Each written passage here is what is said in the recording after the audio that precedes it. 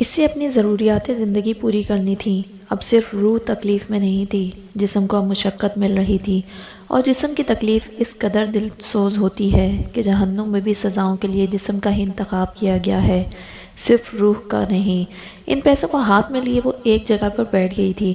اسے رونا تھا بہت سا، کھل کے، اسے خود کو ملامت کرنی تھی۔ یہ خیال پہلے کیوں نہیں آیا تھا؟ مگر یہ بھی حقیقت تھی کہ اس کے بعد اس کے پاس موبائل تھا اور پھر اپنا آپ۔ ان پیسوں کو ہاتھ میں لیے اس نے ہر برے خیال کو جھٹک دیا تھا۔ ابھی بس اس اچھی امید کو سیلیبریٹ کرنا تھا۔ خوشی کے آنسو نے اس کے چہرے کو ڈھانپ لیا۔ وہ پیسے نہیں، اس کی عزت تھی۔ اس کی عزت اسے واپس مل گئی تھی۔ آج جب اس کی ہمت ختم ہوئی تھی تو اللہ نے یوں مدد کی تھی کہ عقل پر پڑے ایک اور پردے کو ہٹا دیا تھا۔ وہ 60,000 روبلز تھے۔ لیپ ٹاپ کی قیمت اس سے بھی زیادہ تھی۔ پہلے اس نے اٹھ کر ایک ٹیکسی کی، پھر ایک شاپنگ مال میں جا کر اپنی ضروریات کی چیزیں خریدی تھی، پھر وہیں ایک ریسٹورنٹ میں جی بھر کر کھانا کھایا تھا، پھر اس نے ہوٹل میں کمرہ لینے کا سوچا، لیکن یہ مہنگا کام تھا۔ پیٹ بھرا تھا تو دماغ بھی تیزی سے چلنے لگا تھا۔ رہائش بہت مہنگی تھی، اس کی پہنچ سے بہت دور۔ وہ رات کے لیے کہیں بھی گزارا کر سکتی تھی، مگر اب اسے بھوک کے لیے کوئی کمپرومائز نہیں کرنا تھا۔ ہر تکلیف سے بری تکلیف پیٹ کی ہوتی ہے۔ اس نے موبائل سم لے کر اس میں نیٹ پیکج کیا تھا۔ در در رلنے کے بجائے یہ کام ایک ہی جگہ پر بیٹھ کر بھی کیا جا سکتا تھا۔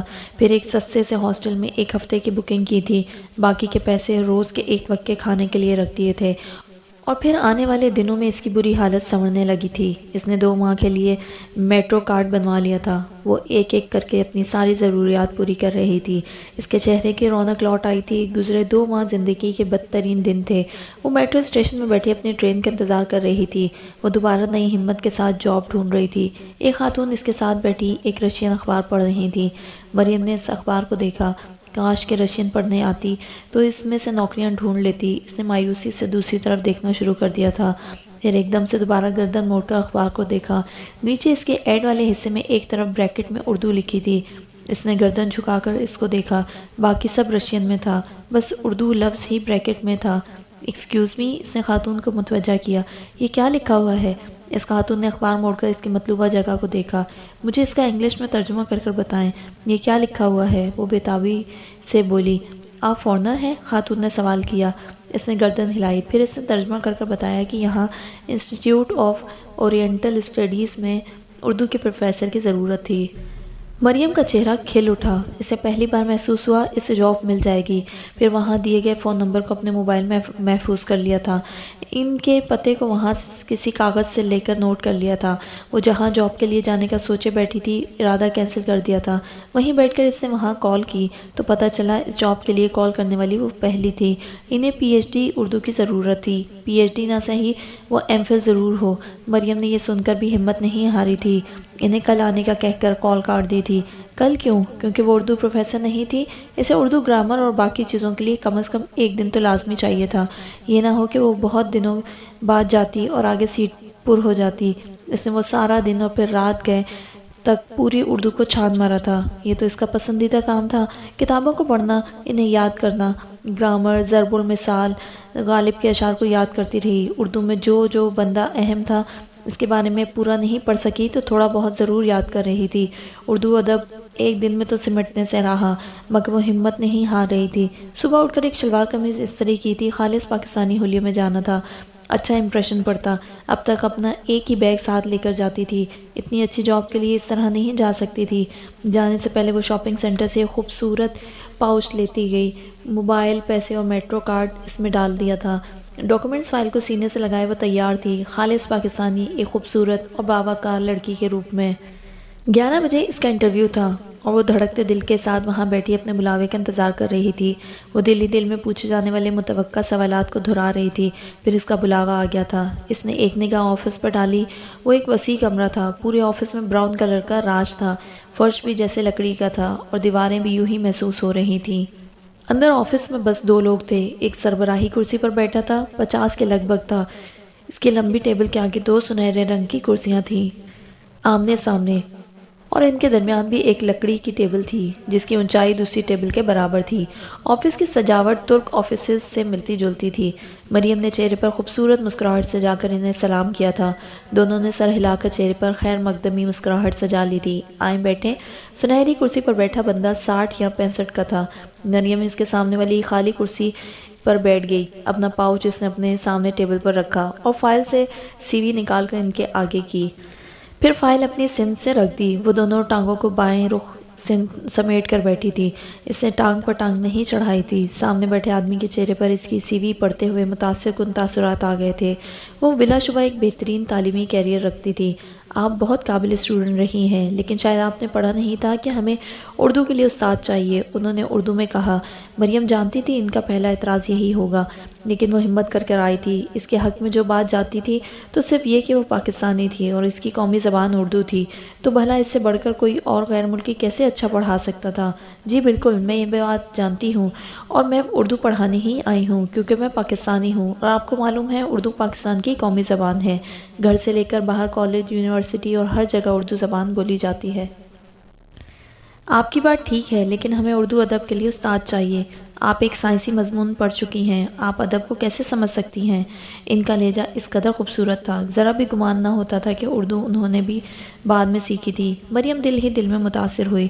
سر، ادب سے محبت کے لیے کسی ڈگری کی ضرورت نہیں ہوتی، اور نہ ہی ایسا ہے کہ اگر کسی سائنسی مضمون کو پڑھ لیا جائے تو ادب میں کشش محسوس نہیں ہوتی۔ میری ڈگری بھلے کیمسٹری میں ہے، لیکن مجھے ہمیشہ سے اردو ادب سے ہی محبت رہی ہے۔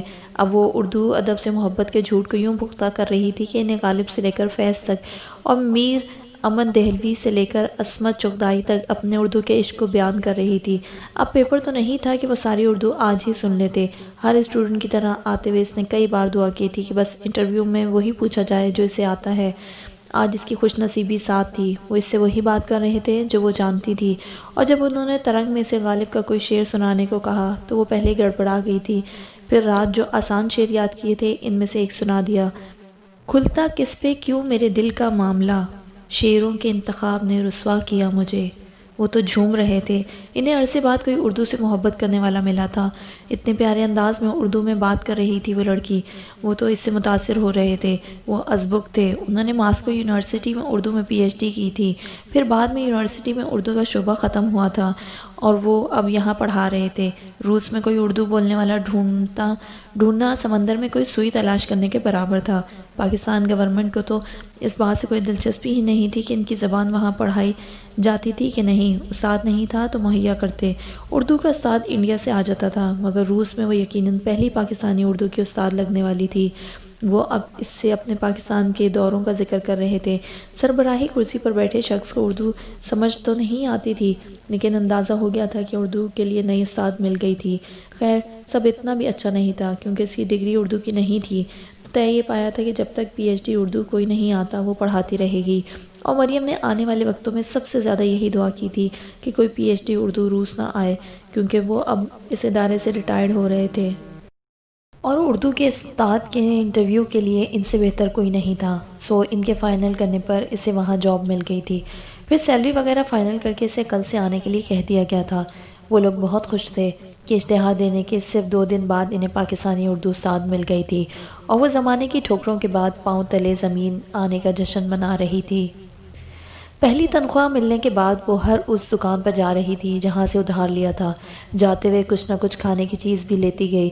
وہ لوگ اس کے ہاتھ میں تحفہ دیکھ کر شرمندہ ہوتے اور پھر پیسوں کے لیے انکار کر دیتے کہ انسانیت کے ناطے مدد کی تھی، لیکن مریم کو کسی کے احسان نہیں چاہیے تھے۔ وہ بہت خوش اخلاقی اور احسن طریقے سے انہیں ان کے قرض لوٹا رہی تھی۔ کسی کے پاس 2 کپ کیک کھائے تھے، کہیں سوپ پیا تھا، لمبے چوڑے ادھار نہیں تھے، لیکن ان کے اتارتے وقت اسے یوں لگ رہا تھا کندھوں سے بھاری بوجھ ہٹتا جا رہا ہو۔ وہ جب مسکرا کر انہیں ادھار رقم کے ساتھ تحفہ پیش کرتی تو وہ شرمندہ ہو اٹھتے۔ وہ ان کی بد اخلاقی کے زہر کو اپنے اچھے اخلاق سے ختم کر رہی تھی۔ کچھ دکانیں ایسی بھی تھیں جہاں کی وہ ریگولر بھکارن کسٹمر تھی۔ اپنے لیے شاپنگ کر کے اس نے بہت کچھ بلیوں کے لیے لیا تھا۔ راستے میں کہیں بلی نظر آتی وہ محبت سے اس کے آگے کھانے کی چیز رکھ دیتی۔ وہ اس جانور کا احسان کبھی نہیں بھول سکتی تھی۔ وہ پھر سے اس گلی میں گئی تھی اور رات گئے تک اس بلی کا انتظار کیا تھا، وہ نہیں آئی تھی۔ وہ اداسی سے اٹھائی تھی۔ اس نے سوچا تھا کہ وہ اسے اپنے ساتھ رکھے گی۔ اس نے اپنا اپارٹمنٹ لینے کا سوچ رکھا تھا۔ روس میں تقریباً ہر چیز گورنمنٹ کی تھی، لیکن پھر بھی پرائیویٹ سیکٹر تھا، اور ماسکو کیونکہ بڑا شہر تھا، سو پورے ملک سے لوگ اچھی جابز کے لیے وہیں آتے تھے، اور پھر رہائش بھی چاہیے ہوتی ہے، تو وہاں رہائش بہت زیادہ مہنگی تھی، لیکن مریم کو اپنا گھر چاہیے تھا۔ وہاں کے ہوٹل اور ہاسٹل بھی مہنگے تھے۔ اگر وہاں رہائش رکھتی تو اپنا گھر نہیں بننا تھا۔ وہ ہفتے کے چند دن کسی ہاسٹل میں بکنگ کر لیتی تھی، ورنہ ویسے بھی اسے باہر رہنے کا خوب تجربہ ہو چکا تھا۔ وہ پیسے بچا کر اپنا گھر بنانے والی تھی۔ پھر ادارے میں ایک فرینچ ٹیچر نے کہا کہ کسی رشین فیملی کے پاس پیئنگ گیسٹ بن جائے۔ مریم کو اس بات کا پتہ نہیں تھا۔ ان کے کہنے پر اب وہ ایک بڑی سی فیملی کی مہمان تھی، اور وہاں رہتے وہ رشین کلچر کو دیکھ رہی تھی۔ عموماً پاکستانی فیملیز کی طرح بڑی فیملیز تھیں، 5-6 بچے، دادا دادی کا ساتھ رہنا۔ جوائنٹ فیملیز، یہ رہائش مہنگی ہونے کی وجہ سے بھی تھا۔ پہلے جلد شادیوں کا رواج تھا، اب یہ بھی ختم ہو رہا تھا۔ ایک طرح سے وہ مشرق ہی تھا، مگر مغرب کے رنگ دکھاتا ہوا۔ لباس کے معاملے میں پورا مغرب تھا، اور روایات کے حساب سے مشرق۔ وہ اصل روس کو اب دیکھ رہی تھی، ایک مڈل کلاس فیملی کے ساتھ رہتے، اور اسے وہ لوگ بہت پسند آئے تھے۔ جب اچھا وقت آتا ہے تو پھر لوگ بھی اچھے آ جاتے ہیں۔ اگر وہ امریکیوں کے رائے پر جاتی تو روسی ذرا سنجیدہ مزاج تھے، یا پھر ہر کسی کو دیکھ کر مسکراہٹ سے نوازنے والے۔ خیر ایسا نہیں تھا۔ اس کی ذاتی رائے کے مطابق وہ اچھے لوگ تھے، مہمان نواز، اور بہت حد تک اپنے ملک اور شہر میں خوش رہنے والے۔ پھر اس نے فجی قونصلیٹ میں کال کر کے اپنے کیس کا پتہ کیا تھا۔ کرسٹینا بچ گئی تھی، اور یہ کیس بھی اس کے سر سے ہٹ گیا تھا۔ وہ بے حد اور بے حساب خوش تھی۔ دیر سے صحیح مگر اچھا وقت لوٹ رہا تھا۔ وہ اپنے آپ کو اس جاب کے لیے اچھا امیدوار ثابت کرنے کے لیے بھرپور محنت کر رہی تھی۔ اس کے پاس صرف 3 اسٹوڈنٹس تھے۔ ان کی اور اس کی عمر میں زیادہ فرق نہیں تھا، تقریباً ہم عمر تھے، تو پہلے پہل اسے سمجھ نہیں آیا تھا کہ ان کے ساتھ کیسا تعلق قائم رکھے۔ پھر وہ ان کے لیے دوست بن گئی تھی، مگر جب ایسا ہوتا ہے تو اکثر دیکھنے میں آیا ہے کہ شاگرد اس دوستی کی آڑ میں لحاظ اور احترام کے پردے کو ختم کر دیتا ہے، وہ احترام کی حدوں سے نکل جاتا ہے۔ مریم کے لیے پہلا تجربہ تھا اپنے کسی شاگرد سے کوئی بھی ایسی بات سننا۔ وہ غصے میں تھی۔ اسٹاف روم میں اس وقت کوئی نہیں تھا۔ ویسے تو ہر استاد کا اپنا آفس تھا، لیکن کبھی کبھار سب اس کمرے میں مل کر بیٹھ کر باتیں کیا کرتے تھے۔ اس نے شاگرد کو تو کچھ نہیں کہا تھا، اب بیٹھ کے اپنے آپ کو سنا رہی تھی۔ اس وقت اسٹاف روم میں ایک سینئر استاد داخل ہوئے۔ مریم نے چہرے سے ہاتھ ہٹا کر دیکھا۔ سر ایلبرٹ تھے، روسی ادب میں پی ایچ ڈی تھے۔ وہ انہیں دیکھ کر سیدھی ہو بیٹھی۔ اسے دیکھ کر انہوں نے مسکراہٹ اچھالی اور ایک جانب رکھ کے صوفے پر جا بیٹھے، اور سامنے میز پر رکھا اخبار اٹھا کر پڑھنے لگے۔ مریم نے چند گہری سانسیں لیں تاکہ غصہ کم ہو، ابھی واپس کلاس میں جانا تھا۔ کیسی ہیں آپ مس مریم؟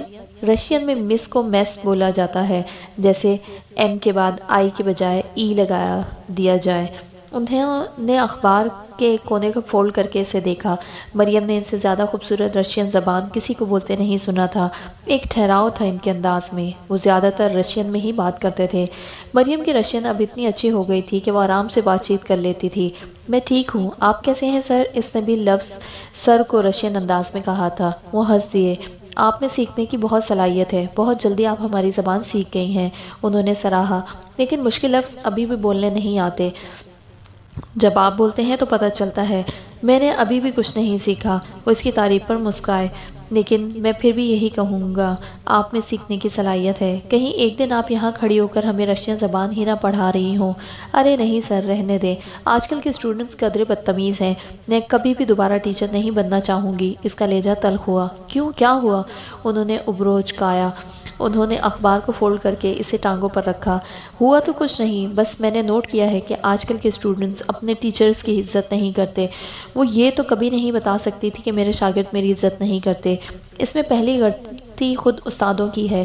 ہمارے زبانوں میں معلمی پیشے کو صرف وہی اپناتا تھا جسے شوق ہوتا تھا، مگر آج بہت سے ایسے استاد ہیں جنہیں شوق تو کچھ اور بننے کا ہوتا ہے، مگر بن استاد جاتے ہیں۔ کیوں؟ کیونکہ جب انہیں کوئی نوکری نہیں ملتی تو پیسہ بنانے کے لیے یہاں آ جاتے ہیں۔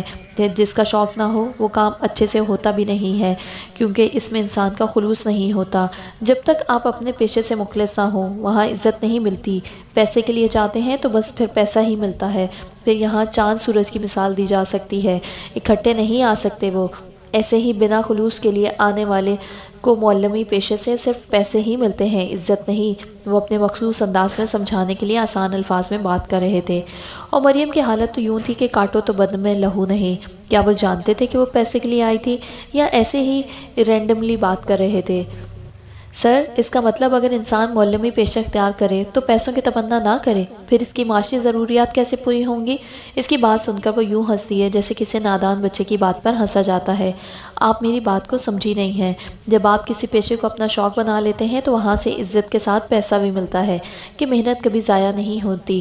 استاد کو سوچنا چاہیے کہ ماں باپ اپنی اولاد کو جب آپ کے پاس بھیج رہے ہیں، وہ دن کا بہت سا حصہ استاد کے ساتھ گزار رہا ہوتا ہے، تو ایسے میں صرف نصاب نہیں پڑھایا جاتا، ان کی تربیت کی ذمہ داری بھی استاد پر آ جاتی ہے۔ گھر کی نسبت بچہ تعلیمی ادارے میں زیادہ وقت گزارتا ہے، اور یہاں آ کے استاد وہ ملتے ہیں جو پیسے کے لیے آئے ہوتے ہیں۔ جنہیں کسی اور پیشے میں اچھے پیسے ملیں تو فوراً وہاں بھاگ جاتے ہیں۔ جن کی زندگی کا مقصد صرف خود کو کسی مقام پر لے جانا ہوتا ہے، وہ صرف اپنے لیے موقع کی تلاش میں رہتے ہیں، جو ملتا ہے تو اڑ جاتے ہیں، پھر یہ پرواہ نہیں کرتے کہ کسی کے جگر گوشے ان کے پاس تربیت کے لیے آئے بیٹھے ہیں۔ یاد رکھو، ایک لالچی کبھی اچھا استاد نہیں بن سکتا۔ یہ دنیا کا سب سے مقدس کام ہے، اس میں اگر محبت اور خلوص نہ ہو تو پھر ایسا حال ہوتا ہے جیسا آج کل ہو رہا ہے۔ ایسے استاد پھر ایسے ہی شاگرد بنا سکتے ہیں۔ مریم بالکل چپ بیٹھی تھی، پھر چہرے پر زبردستی پھیکی مسکراہٹ سجائے وہاں سے اٹھ آئی تھی۔ رات کو وہ اکیلے بیٹھ کر اپنا احتساب کر رہی تھی۔ ٹھیک ہے، وہ اپنی معاشی ضروریات کے لیے گئی تھی وہاں، لیکن وہ اپنی معاشی ضروریات کو پورا کرنے کے لیے کسی کی زندگی سے اچھے استاد کا حق نہیں چھین سکتی تھی۔ اگر وہ اچھی استاد نہیں بن سکتی تھی، اس کے اندر اس معلمی پیشے کا خلوص اور احترام نہیں تھا، تو اسے چھوڑ دینا چاہیے تھا۔ کوئی نہیں، چند دن اور مشکل ہو جائیں گے، مگر کئی انسانوں کو اس سے بہتر استاد مل سکتا تھا۔ صرف اپنے بھلے کے لیے کسی اور کی زندگی کو خراب نہیں کرنا چاہیے۔ میں پڑھی لکھی ہوں، دیر سے صحیح مگر اپنے کسی شعبے میں کوئی کام مل ہی جائے گا۔ کیا میں اپنے موجودہ پیشے سے مخلص ہوں؟ وہ اپنی عدالت میں کھڑی تھی، اور وہ کڑی جج تھی خود کے لیے۔ ٹھیک ہے، میں پیسے کے لیے گئی تھی، مگر میں نے ہر دن انہیں پڑھانے کے لیے محنت کی ہے۔ میں اب تک خود کو اس نوکری کے لیے اچھا ثابت کرنے کی کوشش کی ہے، مگر اب میں خود کو اچھی استاد بنانے کے لیے محنت کروں گی۔ میں اپنے پورے خلوص سے اس پیشے کو اپناؤں گی اور جی جان لگا دوں گی۔ معلمی پیشہ ایک پیغمبری پیشہ ہے، میں اس کی حرمت پامال نہیں کروں گی، کبھی نہیں، وہ خود سے عہد کر رہی تھی۔ پورا 1 سال پیسے جوڑ جوڑ کر وہ آج اپنا گھر لینے میں کامیاب ہو گئی تھی۔ ایک چھوٹا سا اپارٹمنٹ تھا، وہ 1 سال کے ایگریمنٹ پر ایک پرائیویٹ بلڈنگ میں اپارٹمنٹ لینے میں کامیاب ہو گئی تھی، اور اس وقت وہاں کوئی سامان نہیں تھا۔ سارے پیسے وہ اسے لینے میں لگا چکی تھی۔ وہ خوشی سے اس کے ایک ایک کونے کو دیکھ رہی تھی۔ میرا گھر، کتنا سکون ہے یہاں۔ اس درمیان میں کھڑے ہو کر آنکھیں بند کر کے بازو پھیلا لیے۔ پھر اس کے بعد سے وہ اس گھر کے لیے ایک ایک چیز جوڑتی رہی۔ زندگی میں خوشیاں تو نہیں آئی تھیں، مگر اب وہ اتنے ہی میں خوش تھی کہ وہ عزت کے ساتھ رہ رہی تھی۔ وہ 2 دنوں سے محسوس کر رہی تھی کہ کوئی اس کا پیچھا کرتا ہے۔ وہ اندر سے ڈر گئی تھی۔ اب آکے تو زندگی اپنی ڈگر پر رواں دواں ہوئی تھی۔ مزید اس میں ہمت نہیں تھی کہ وہ کسی مصیبت کو جھیل سکتی۔ 1-2 بار چپکے سے گردن موڑ کر اس نے دیکھا تھا، مگر کوئی نظر نہیں آیا تھا۔ کہیں فجی مافیا والے تو نہیں تھے؟ انہیں کیا معلوم میں کہاں ہوں؟ ابو یا علی؟ ناممکن، وہ بس پاکستان تک ہی ڈھونڈیں گے۔ ان کے تو وہم و گمان میں بھی نہیں ہوگا کہ مریم کبھی ملک چھوڑ سکتی ہے۔ حاشر، آخری نام ذہن میں آتے چند لمحے کو سانسیں رکی تھیں۔ وہ طلاق دے چکا ہے، وہ کیوں آئے گا؟ اس کا کیا واسطہ؟ وہ اپنی ہر سوچ کو خود رد کر رہی تھی۔ پھر اس نے تیزی سے بھاگنا شروع کر دیا۔ ان گزرے 1.5 سالوں میں وہ ماسکو کی گلیوں سے خوب واقف ہو چکی تھی۔ بہت سی گلیاں عبور کر کے وہ ایک ٹیکسی کر کے گھر آ گئی تھی، لیکن یہ کوئی مسئلے کا حل نہیں تھا۔ اگر وہ کل بھی یوں ہی اس کے پیچھے آیا، کہیں گھر تک نہ پہنچ جائے۔ وہ سوتے سے اٹھ کر جلدی سے بھاگی۔ ساری کھڑکیاں چیک تھیں، دروازے کے آگے گھسیٹ کر ایک بھاری چھوٹی الماری رکھ دی تھی، مگر پھر بھی اس رات اسے خوف سے نیند نہیں آئی تھی۔ اگلے دن گھر سے نکلنے سے پہلے وہ سوچتی رہی اپنے بچاؤ کے لیے کیا ترتیب اختیار کرے۔ اس نے فریج کھولا اور کتنی دیر وہاں رکھی چیزوں کو دیکھتی رہی۔ بالٹوں پر نظر پڑتے ہی اس کے دماغ میں آئیڈیا آیا۔ اب وہ تیزی سے اپنا کام کر رہی تھی۔ پھر نکلنے سے پہلے وہ نادیدہ دشمن سے لڑنے کے لیے اچھی طرح تیار ہو کر نکلی تھی۔ آج رات اسے مسز اینا کے گھر ڈنر پر جانا تھا۔ اور بھی ٹیچرز مدعو تھے۔ وہاں جاتے ہوئے راستے میں سے پھر محسوس ہوا تھا کوئی اس کے پیچھے ہے۔ اس وقت وہ ایک رش والے ایریے سے گزر رہی تھی۔ رات کو 10 بجے وہاں سے فارغ ہو کر جب وہ نکلی تو ایک ٹیچر نے اسے ڈراپ کرنے کی آفر کی تھی۔ اس نے شکریہ کے ساتھ انکار کر دیا تھا۔ باہر کا موسم تھا، بہت خوشگوار ہوا چل رہی تھی، اس کا پیدل چلنے کا موڈ تھا۔ وہ اپنے پیچھے آنے والے بندے کو بھول چکی تھی۔ اس ڈنر نے اس کا موڈ اچھا کر دیا تھا۔ وہ ابھی پر رونق علاقے سے گزر رہی تھی۔ جیسے ہی وہ اپنے گھر جانے کے لیے کم روشن گلی میں گئی، اسے اپنے پیچھے واضح قدموں کی چاپ سنا رہی تھی۔ وہ مسکرائی، جو بھی ہو آتے رہو، آج تو تمہیں خوب سبق سکھاؤں گی۔ وہ جو بھی تھا یا تو بیوقوف تھا یا پھر اسے ڈرانا چاہتا تھا، ورنہ قدموں کی آواز پیدا کیے بنا آتا۔ مریم نے کندھوں پر لٹکے بیگ کو اتار کر سامنے کر لیا تھا۔ اب وہ اس میں سے کچھ نکال رہی تھی۔ دوسرے ہاتھ میں موبائل نکال کر پولیس کا نمبر ڈائل کر لیا تھا۔ کال ملائی نہیں تھی اور اسی وقت پیچھے سے آتے شخص نے ایک دم سے جھپٹ کر اس کے بیگ کو دبوچنا چاہا۔ مریم نے ایک مٹھی میں سے نمک مرچ کا مکسچر اتنی تیزی سے اس کے منہ پر اچھالا، وہ تیزی سے پیچھے ہوا تھا اور اپنے منہ کے آگے دونوں ہاتھوں کو پنکھے کی طرح جھل رہا تھا۔ یہ مکسچر اس کی آنکھوں میں گیا تھا۔ مریم نے جلدی سے دوسری مٹھی بھر کر آگے بڑھ کر اس کے کھلے منہ میں ٹھونسی۔ وہ کوئی غیر ملکی تھا اور انہیں انڈین مرچوں کی تیزی کا کیا معلوم؟ ہاں بھلا انہیں کیا معلوم؟ وہ تھو تھو کر رہا تھا۔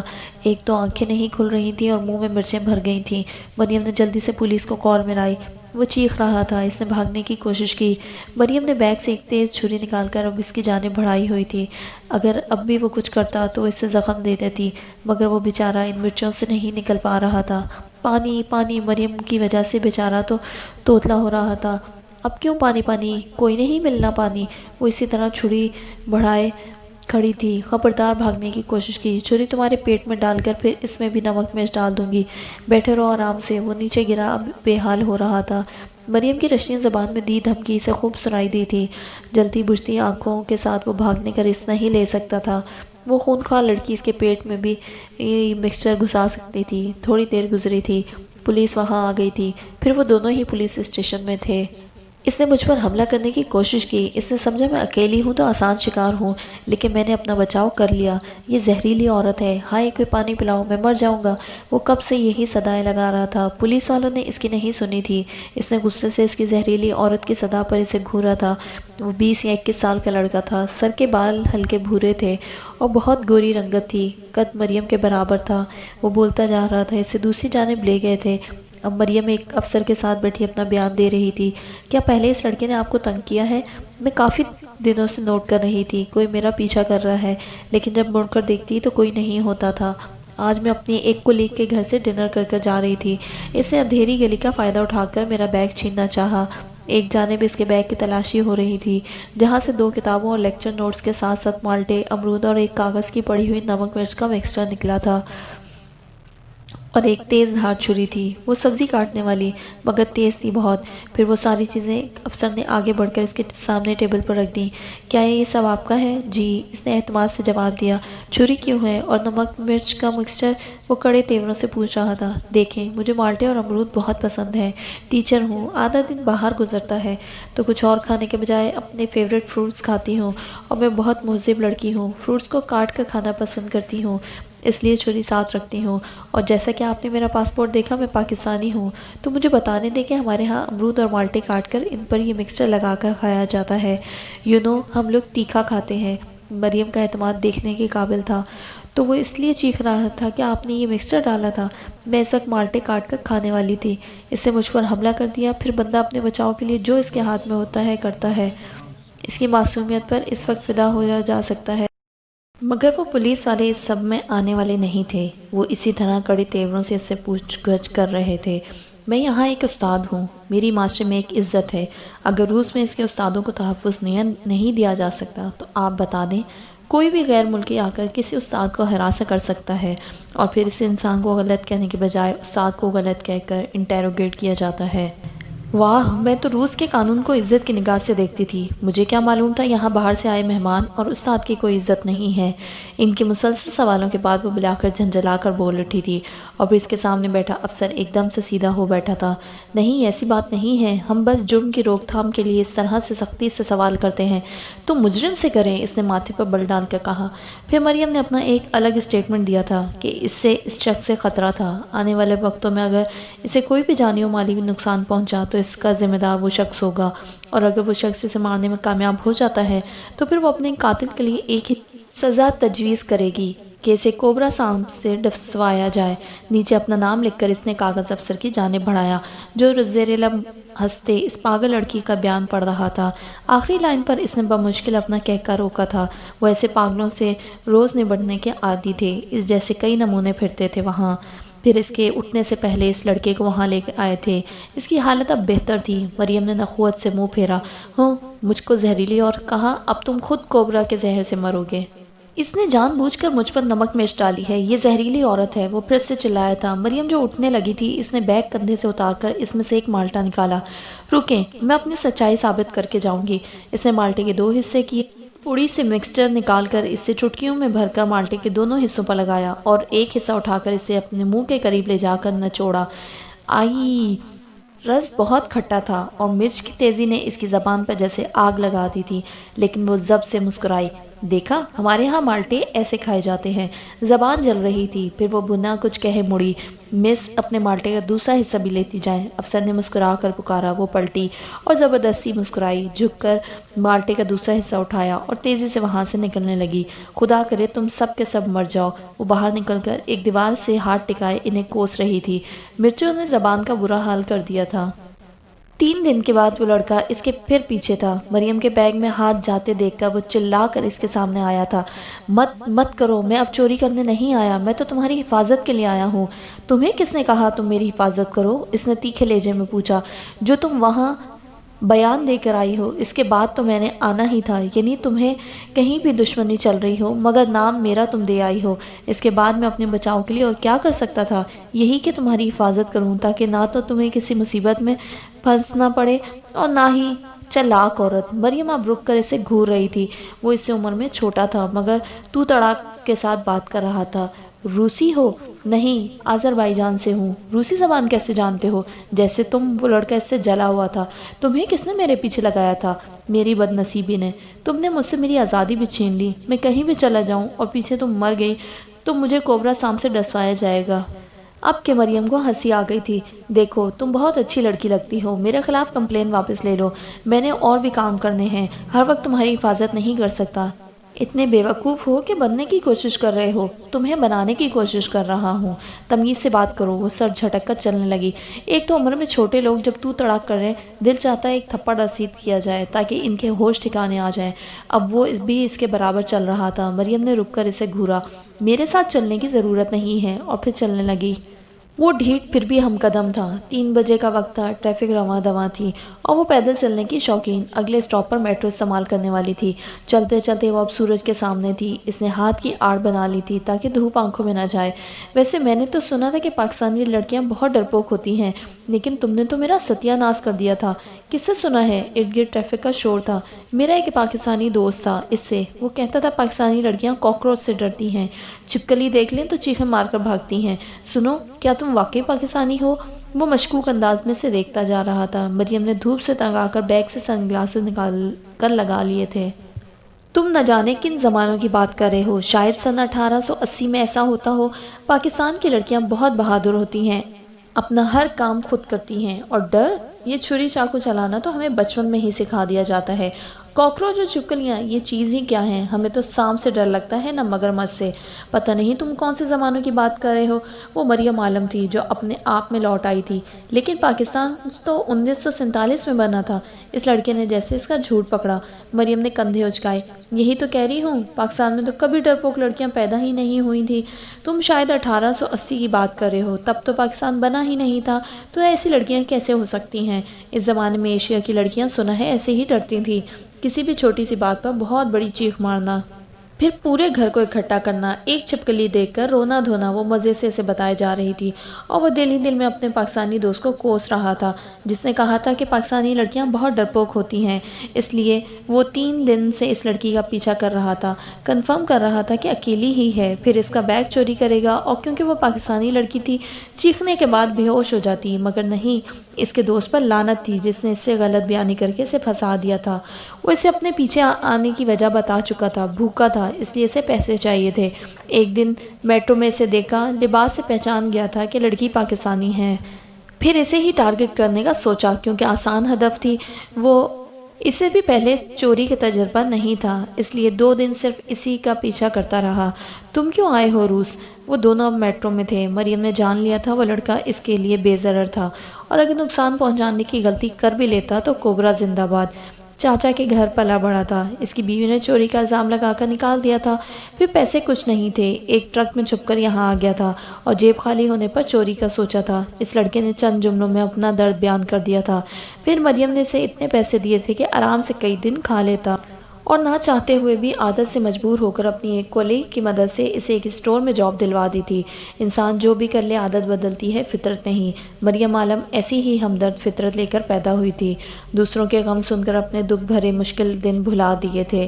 ہاں ٹھیک ہے، اس نے اس پر اعتبار نہیں کیا تھا، مگر اس کی مدد کرنے سے بھی خود کو روک نہیں پائی تھی، وہ اپنے آپ میں لوٹ رہی تھی۔ ہاشم مریم کو چھوڑ کر دوبارہ پولیس کے IT ڈپارٹمنٹ آ گیا تھا۔ آج پھر نئی فائلز کھل رہی تھیں، اس کے ساتھ پکڑے جانے والی اور لڑکیوں کے ڈیوائسز سے بھی بہت کچھ نکل رہا تھا۔ وہاں بیٹھے مرد حیران تھے، عورت اس حد تک بھی گندگی میں جا سکتی ہے؟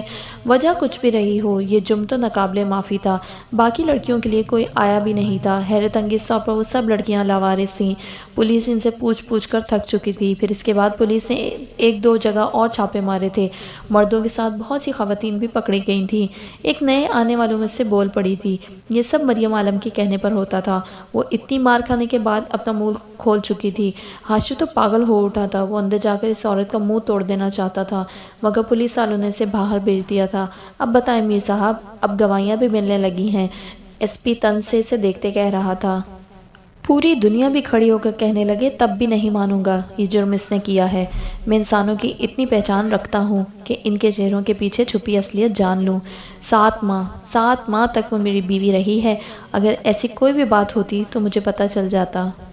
صحیح بات تو آپ نے خود کہہ دی، صرف 7 ماہ سے اسے جانتے ہیں، ہو سکتا ہے اس نے آپ کو ٹارگٹ کیا ہو، آپ کی معاشی حیثیت کو دیکھ کر آپ کو بھی پھنسانے کی کوشش کی ہو۔ SP میں تمہارا منہ توڑ دوں گا، اسے میری آخری وارننگ سمجھو۔ یاد رکھو وہ عورت جب تک میرے نکاح میں ہے وہ میری عزت ہے۔ وہ غصے سے کہتا اٹھ کھڑا ہوا۔ SP اس کا غصہ دیکھ کر ڈر گیا تھا، اب تک اسے اتنا تو معلوم ہو گیا تھا، اس کا بہت اثر و رسوخ تھا، اس سے پنگا لینے کا مطلب اپنا خاندان تباہ کرنا تھا۔ بلوچستان کے پہاڑی علاقوں میں لے جا کر مارتا تو بچانے بھی کسی نے نہیں آنا تھا۔ حاشر اپنے کمرے میں یہاں سے وہاں ٹہل رہا تھا، اسے کسی طور سکون نہیں تھا، خدا جانے زندگی میں پھر سکون کب آنا تھا۔ زندگی میں کبھی اتنی بے بسی محسوس نہیں ہوئی تھی جو اب ہو رہی تھی۔ یوں تھا کہ جیسے کسی نے زندگی کے پرسکون تھال کو الٹ کر رکھ دیا ہو، ہر چیز بکھر رہی تھی، اس کا دل جل رہا تھا۔ ابھی تک تو وہ اپنے خاندان کو نہیں بتا پایا تھا، یہ بتانے کی بات تھی بھی نہیں۔ اس کی غیرت کو گوارا نہیں تھا کہ اس کی بیوی پر لگے جھوٹے الزامات کی بھنک بھی کسی کو پڑے، مگر یہ ناممکن تھا۔ 1 ماہ کے اندر بابا جان کو پتہ چل گیا تھا، ان کے اپنے ذرائع تھے، پھر اس کے بھائیوں کو بھی اپنے مختلف ذرائع سے بات پتہ چل گئی تھی۔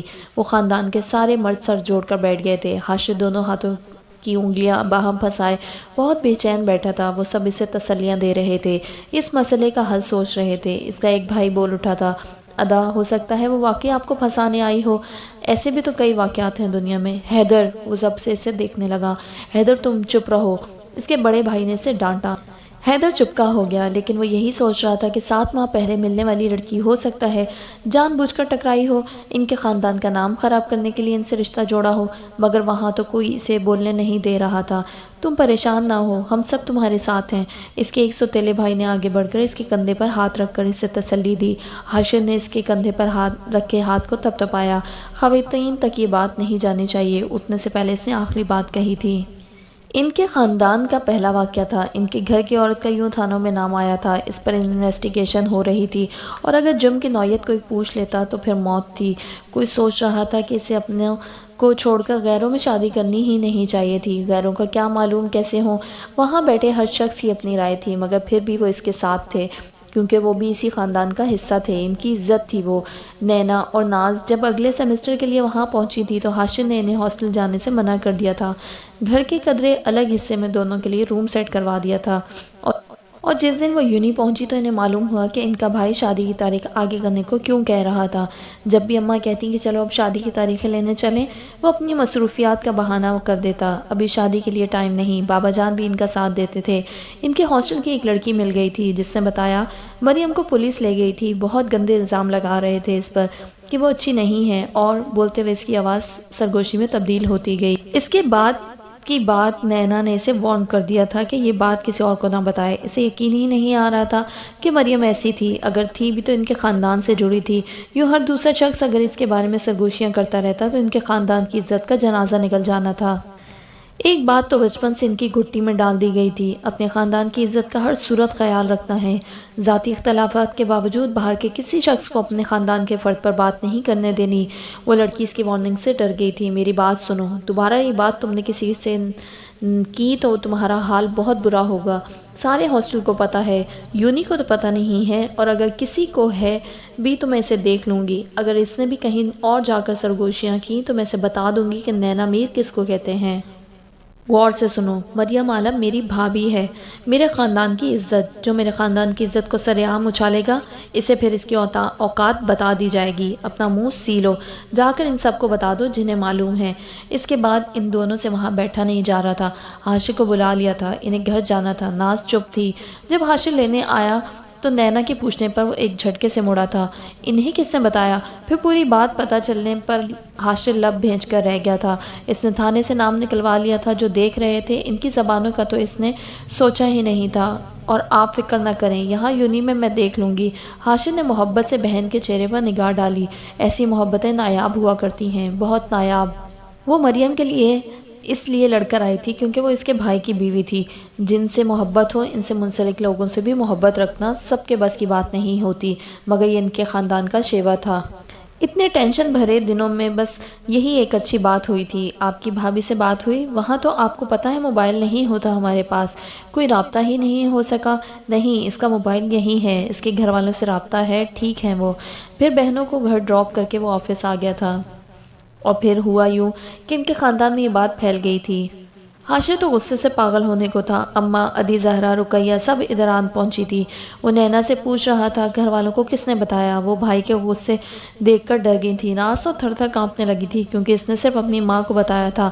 انہوں نے فٹ سے سوتن کو تانا دے ڈالا تھا اور ادی زہرا کو بھی بتا دیا تھا۔ پھر رہا کیا تھا؟ گھر کی عورتوں سے لے کر ملازماؤں تک بات پھیل گئی تھی، اور ان سے پھر ان کے پورے علاقے میں۔ کوئی ان کے پاس افسوس کے لیے آ رہا تھا، کوئی یہ بتانے کے انہیں یقین ہی نہیں آیا۔ سوچا خود جا کر پوچھیں۔ حاجہ بی بی تو رونے لگ گئی تھیں۔ پھر اپنے ستیلے بیٹے کے ہمراہ وہ سب اسلام آباد آئی تھیں۔ یہ کام بس 2 دن میں ہوا تھا۔ صحیح بات ہے، عورتوں سے زیادہ تیز سروس دنیا میں کوئی پیدا نہیں ہوئی۔ حال یہ ہے کہ گولی اندر دم باہر۔ حاشر تو ویسے ہی مصروف تھا، بزنس کو تو سرسری دیکھ رہا تھا آج کل، لیکن پھر بھی آفس جا رہا تھا۔ وہاں سے پولیس اسٹیشن سیاسی کاموں کو سٹاپ کیا ہوا تھا۔ اسے خبر بھی نہیں ہوئی تھی عورتوں نے کیا کام کر دکھایا تھا۔ جب خبر ہوئی، پانی سر سے اونچا جا چکا تھا۔ علاقے کے کمی کمین بھی اس کی بیوی پر باتیں کر رہے تھے، دبے لفظوں میں صحیح۔ اس کی بیوی کا نام مردوں میں آ گیا تھا، وہ مر جانے کو تھا، یہ آخری حد تھی۔ وہ اپنے کمرے میں دونوں ہاتھوں میں سر دیے بیٹھا تھا، بس آنسو نہیں چھلکے تھے۔ باقی تو کوئی کسر نہیں رہ گئی تھی۔ محبت کی اتنی بڑی سزا مل رہی تھی، اتنی ذلت اور رسوائی۔ پھر نینا نے آ کر بتایا تھا کہ ناز نے اپنی ماں کو بتایا تھا، پھر انہوں نے جان بوجھ کر پورے خاندان میں اور نوکروں تک میں پھیلا دیا تھا۔ نینا کا چہرہ ستا ہوا تھا، وہ رو رو کر آئی تھی۔ اسے یقین نہیں آ رہا تھا کہ ناز ان کے ساتھ ایسا کر سکتی ہے، اور ناز روئے جا رہی تھی کہ اسے کیا معلوم تھا اس کی ماں بات کو اتنا پھیلا دیں گی۔ سوتن کو نیچا دکھانے کے لیے اپنی بہوؤں کے ساتھ بٹھا کر گھر کی نوکرانیوں کو اسی کمرے میں مختلف ڈیوٹیاں لگا کر انہوں نے حاجہ بی بی کو خوب ہی ذلیل کیا تھا۔ مقصد بات پھیلانا تھا۔ دیکھو میری بہوئیں اچھی ہیں، تم غیروں تک چلی گئیں مگر گند اٹھا لائیں۔ حاشر دونوں ٹانگوں کو مسلسل حرکت دیے جا رہا تھا۔ نینا بھائی کو بتا کر ضبط کرتے باہر آ گئی تھی۔ ان کا خاندان برباد ہو چکا تھا۔ اس کے سردار بھائی کی پگ میلی ہو گئی تھی۔ ان کے خاندان کی عورتوں کا تو نام باہر پتہ نہیں چلتے تھے، آج نام کے ساتھ لگے داغ بھی باہر چلے گئے تھے۔ بس اسی کو موت کہتے ہیں۔ کیا موت اس سے زیادہ بدصورت ہو سکتی ہے؟ وہ کمرے میں آ کر پھوٹ پھوٹ کر رو دی تھی۔ اماں اس کے کمرے میں آئیں تو ان کی حالت بھی خراب تھی، روئی روئی آنکھیں تھیں۔ وہ انہیں دیکھتے اٹھ بیٹھی تھی۔ نینا میرے بیٹے کو مار دیا اس نے، اس کی حالت نہیں ہے، مجھ سے اس کے چہرے پر نہیں دیکھا جا رہا، میرا دل پھٹا جا رہا ہے، یہ کیا ہو گیا ہے ہمارے ساتھ۔ ان کے گھر موت کا ہی سما تھا، جیسے کسی کی میت گھر پڑی ہو اور گھر والے تکلیف کے مارے رو رو کر نہ تھکتے ہوں۔ اماں بھابھی بھی ایسی نہیں ہیں، ان کو کسی نے پھنسایا ہے۔ وہ ماں کا ہاتھ تھام کر بولی، ارے بھاڑ میں جائے جیسی بھی ہے، میرے بیٹے سے تو منسوب نہ ہوتی۔ وہ رقیہ کا بیٹا باہر کہہ رہا تھا کہ سب ثبوت اس کے خلاف ہے، بس حاشر ہی نہیں مان رہا۔ ان کے پھر سے آنسو بہنے لگے تھے۔ اتنی بار منع کیا تھا، ستیلی بہن ہے، اسے ہمدرد نہ سمجھو۔ موقع ملتے وار کر دیا اس نے، اور وہ سب باہر میرے بیٹے کو قصوروار کہہ رہے ہیں۔ ادی زہرا کہتی ہیں میری آہ لگی ہے، تمہارا بیٹا کبھی خوش نہیں رہے گا۔ اپنوں کو چھوڑ کر غیروں میں بھاگی تھی، اب صلہ مل گیا۔ ان کا رونا جاری تھا۔ حاشر نے ناز کو اپنے سامنے آنے سے منع کر دیا تھا۔ نانا نے اپنا کمرہ اس سے الگ کر لیا تھا۔ اب کوئی فائدہ نہیں تھا بہن آپا جوڑنے کا، وہ اپنا وار کر چکی تھی، رشتے پھر سے بکھر رہے تھے۔ مگر سب سے اچھا یہ تھا کہ وہ تینوں سگے بہن بھائی اس مشکل وقت میں ایک دوسرے کے ساتھ تھے۔ بھلے مریم مجرم نکلتی، مگر وہ کسی کے لیے بھی اپنے بھائی کو نہیں چھوڑ سکتے تھے۔ حاشر اپنی ان مصروفیات کی وجہ سے ایک اہم معاملے پر بیٹھنے والے جرگے کا حصہ نہیں بن پا رہا تھا، لیکن آج وہ شرکت کرنے کے لیے جا رہا تھا، کیونکہ آخری فیصلہ اس نے ہی کرنا تھا۔ نینا اور ناز کو اب اکیلا نہیں چھوڑتا تھا، دشمنوں کا کچھ پتہ نہیں ہوتا کب وار کر دیں۔ ناز نے گاڑی میں اس سے بات کرنے کی کوشش کی تھی، حاشر آنکھ اٹھا کر دیکھا تھا، وہ نظر جھکا گئی تھی۔ وہ اب کبھی اس سے نہیں ماننے والا تھا، جو بھائی کی عزت نہیں رکھ سکی تھی، اس کا دوبارہ کیا اعتبار کرنا۔ وہ دوسرے چانس دینے کا عادی نہیں تھا۔ سفر خاموشی سے کٹا تھا، انہیں حویلی چھوڑ کر وہ سیدھا جرگے آ گیا تھا۔ بابا جان اور اس کے بھائی پہلے پہنچ گئے تھے، اور جب جرگے کا فیصلہ مخالف پارٹی کے خلاف کیا تھا تو انہوں نے شور مچانا شروع کر دیا تھا۔ یہ پہلی بار تھا کہ میر حاشر کے سامنے بیٹھ کر اس کے فیصلے کو چیلنج کیا جا رہا تھا، اور حد تو تب ہوئی جب وہ اس کی ذاتی زندگی پر اتر آئے تھے، اسے اس کی بیوی کے طعنے دینے لگے۔ تم سے اپنی بیوی تو سنبھالی نہ گئی، ہمارے فیصلے کیا کرو گے؟ سنا ہے بڑے بڑے کام کرتی ہے تمہاری بیوی۔ حاشر تو ہوش کھونے لگا تھا، اس کے بھائی بابا جان سب اٹھ کھڑے ہوئے تھے۔ میر حاشر نے آگے بڑھ کر اس آدمی کو اتنا مارا تھا کہ حد نہیں، اس کا جنون دیکھ کر مخالف پارٹی نے بندوقیں نکال لی تھیں۔ یہاں اس کے بھائیوں نے اور قبیلے والوں نے ان پر بندوقیں تان لی تھیں۔ مردوں کے بیچ گھر کی عورتوں کا ذکر کون برداشت کرتا ہے؟ برداشت کرنے والے کرتے ہوں گے، مگر ایک بلوچ نہیں کرتا۔ حاشر نے ایک بھائی کے ہاتھ سے پسٹل لے کر اسے ہوا میں خالی کر دیا تھا۔ اندر کی آگ پھر بھی نہیں بجھی تھی۔ اسے کتوں کے آگے ڈال دو، آخری ٹھڈا مار کر اس نے اپنے ایک ملازم کو اشارہ کیا۔ میر حاشر اسے چھوڑ دو ورنہ جنگ ہوگی۔ مخالفوں سے ایک جوشیلے نے آگے بڑھ کر اسے وارننگ دی، اگر جنگ ہے تو میں ابھی سے میدان میں کھڑا ہوں، اسے بھول جاؤ کہ یہ کبھی پیدا بھی ہوا تھا۔ اس نے دوسرے بھائی کے ہاتھ سے موڑ کر ایک اور پسٹل لے لیا تھا اور اسے اس جوشیلے نوجوان پر تان لیا۔ کیا کر رہے ہو میر؟ چھوڑ دو، جانے دو، بات کو کیا بڑھانا؟ ان میں سے ایک بزرگ آدمی نے آگے بڑھ کر کہا۔ اس کے بھائی اسی طرح پوزیشن سنبھالے کھڑے تھے۔ وہ زندگی میں جو بھی کر لیتے، جس مقام پر بھی چلے جاتے، کچھ چیزیں کبھی نہیں بدلتی۔ وہ سب لڑنے مرنے کو تیار کھڑے تھے۔ بھری محفل میں انہیں گھر کی عورت کا طعنہ دیا گیا تھا، وہ جان لینے سے کم پر کیسے راضی ہوتے؟ اپنے اس نوجوان کو سمجھا دو، مردوں کا کام نہیں ہوتا کہ لڑتے وقت عورتوں کی باتیں لے آئیں، یہ کمی لوگ کرتے ہیں، اس کی تربیت میں کمی رہ گئی ہے، اگلی بار مردوں کی محفل میں لاؤ تو آداب سکھا کر لانا، ایسا نہ ہو سب کہیں یہ کمین کون ہے۔ پھر اس نے آگے بڑھ کر اس نوجوان کے سینے پر جا کر پسٹل رکھا اور اسے ایک دو بار اس کے سینے پر ٹھوکا۔ اگر زندگی میں دوبارہ تم نے ایسی بات کہی تو یاد رکھنا تمہاری لاش بھی تمہارے گھر والوں کو نہیں ملے گی۔ عزتیں سب کے گھر میں ہوتی ہیں، ہر گھر کے معاملات بھی ہوتے ہیں، انجان نہیں ہوں میں کسی کے بھی معاملے سے۔ اگر نہیں بولتا تو اس لیے کہ یہ مردوں کا شیوا نہیں ہوتا، لیکن پہلی اور آخری بار بتا رہا ہوں، یاد رکھو عورتیں سب کی ہوتی ہیں، ہر گھر کی کوئی نہ کوئی کہانی ہوتی ہے۔ وہ شیر کی طرح دھاڑا تھا۔ اس کے الفاظ کو سب نے کھلے کانوں سے سنا تھا اور دماغ میں بٹھا لیا تھا۔ اس کے چھپے الفاظ کے مفہوم کو سب نے اچھی طرح سے سمجھ لیا تھا۔ اب وہ مر کر بھی ایسی بات نہیں کر سکتے تھے، کیونکہ ہر گھر میں عورتیں ہوتی ہیں، ہر گھر کی ایک کہانی ہوتی ہے۔ گھر آ کر آگے رقیہ بی بی نے اسے دیکھتے تانا کسا تھا۔ وہ ایک دم سے پلٹ کر ان تک گیا تھا۔ وہ اس کی لال آنکھیں دیکھ کر ڈر گئی تھیں۔ سب مرد آگے پیچھے اندر آئے تھے۔ اسے ماں کے ساتھ کھڑا دیکھ کر رقیہ بی بی کے بیٹے ان کے ساتھ آ کھڑے ہوئے تھے۔ حاشر، اس کے بھائی نے وارننگ کے انداز میں کہا تھا۔ ایک تماشا باہر لگا تھا، ایک اندر لگ چکا تھا۔ ملازماؤں نے اپنے کام چھوڑ کر ادھر دیکھنا شروع کر دیا تھا۔ کسی نے جا کر حاجرہ بی بی کو بلا لیا تھا۔ رکھی، جاؤ سب کو بلا لاؤ۔ حاشر نے ان سے نگاہ ہٹا کر ایک طرف کھڑی ملازمہ کو حکم دیا تھا۔ تھوڑی دیر میں وہ سب وہاں جمع ہو گئے تھے۔ آپ سب میرے خاندان کا، میرے اس گھر کا حصہ ہیں۔ میرے لیے آپ کی عزت میری اپنی عزت ہے، اسی طرح میری عزت بھی آپ کے لیے اپنی عزت ہونی چاہیے۔ مریم میری بیوی میری عزت ہے، یعنی میر حاشر کی عزت، وہ مجھ سے الگ نہیں ہے۔ اس پر کوئی بات کرنے کا مطلب میر حاشر پر بات کرنا ہے۔ اور میر حاشر وہ رکا۔ وہ اچھی طرح سے جانتا ہے کہ غیرت پر انگلی اٹھانے والے کا کیا انجام کرنا چاہیے۔ جا سکتے ہیں سب۔ وہ اپنے کمرے میں آ کر اندر کی کھولن کم کرنے کی کوشش کر رہا تھا۔ یہ محبت انسان کو کتنا ذلیل کروا کر رکھ دیتی ہے، یا پھر یہ کہیں اے محبت تیرے انجام پہ رونا آیا۔ بھلے شاعر نے کسی اور صورتحال پر کہا ہو، مگر میر حاشر کو اپنا یہی حال لگ رہا تھا۔ اماں اندر آئیں تو وہ کرسی پر بیٹھا سوچوں میں گم تھا۔ ماتھے پر تفکر کی لکیریں تھیں، دونوں ہاتھوں کی مٹھیاں بنائے تھوڑی تلے ٹکائے ہوا تھا، کوہنیاں دونوں ٹانگوں پر ٹکی تھیں۔ وہ یقیناً بہت ضبط والا مرد تھا۔ کمرے میں کوئی بھی چیز بکھری نظر نہیں آ رہی تھی۔ اماں کو تو ایک لمحے کو لگا تھا کہ وہ اپنے کمرے کا حشر بگاڑ دے گا، مگر وہ جیسے اپنے غصے کو اپنے اندر ہی ختم کرنے کی کوشش کر رہا تھا۔ وہ ہولے سے چلتی اس کے ساتھ رکھی کرسی پر آ بیٹھی۔ وہ انہیں دیکھ کر چونکا اور سیدھا ہو بیٹھا۔ کیسے ہو؟ ان کے لہجے میں محبت تھی۔ حاشر کا دل چاہا کہتے بہت بکھرا ہوا ہوں۔ ٹھیک ہوں ٹھیک ہوں، اس نے جیسے خود کو یقین دلانے کی کوشش کی تھی۔ اماں اسے دیکھتی رہیں۔ اس کے لیے زمانے سے جنگ لڑ رہے ہو، اسے چھوڑ کیوں نہیں دیتے؟ اس کی آنکھوں میں سختی ابھر آئی تھی۔ اماں، اس نے تحمل سے ماں کی طرف رخ کیا۔ وہ میری بیوی ہے، میری ذات کا دوسرا حصہ، ایسے کیسے چھوڑ دوں؟ اس پر برا وقت آیا ہے تو اس سے پیچھا چھڑا لوں؟ اگر میں اس سے یہ توقع رکھتا ہوں تو وہ میرے اچھے برے وقت میں میرے ساتھ رہے، تو پھر یہ اصول مجھ پر بھی لاگو ہوتا ہے۔ جس پر اتنا یقین کر رہے ہو، اگر وہ غلط نکلی، اگر وہی مجرم نکلی تو؟ اماں نے اس کے دل کے ایک کونے میں پلتے ڈر کو زبان دی تھی۔ وہ اتنے ثبوت دیکھ چکا تھا کہ اس کا بے قصور نکلنا معجزہ ہی ہوتا، اور وہ اس معجزے کے لیے ساری کوششیں کر رہا تھا، لیکن دل کے ایک کونے میں ڈر بیٹھ گیا تھا۔ اگر وہ مجرم نکلی تو؟ وہ محبت کے بھروسے پر یقین کے پلسرات پر چل رہا تھا۔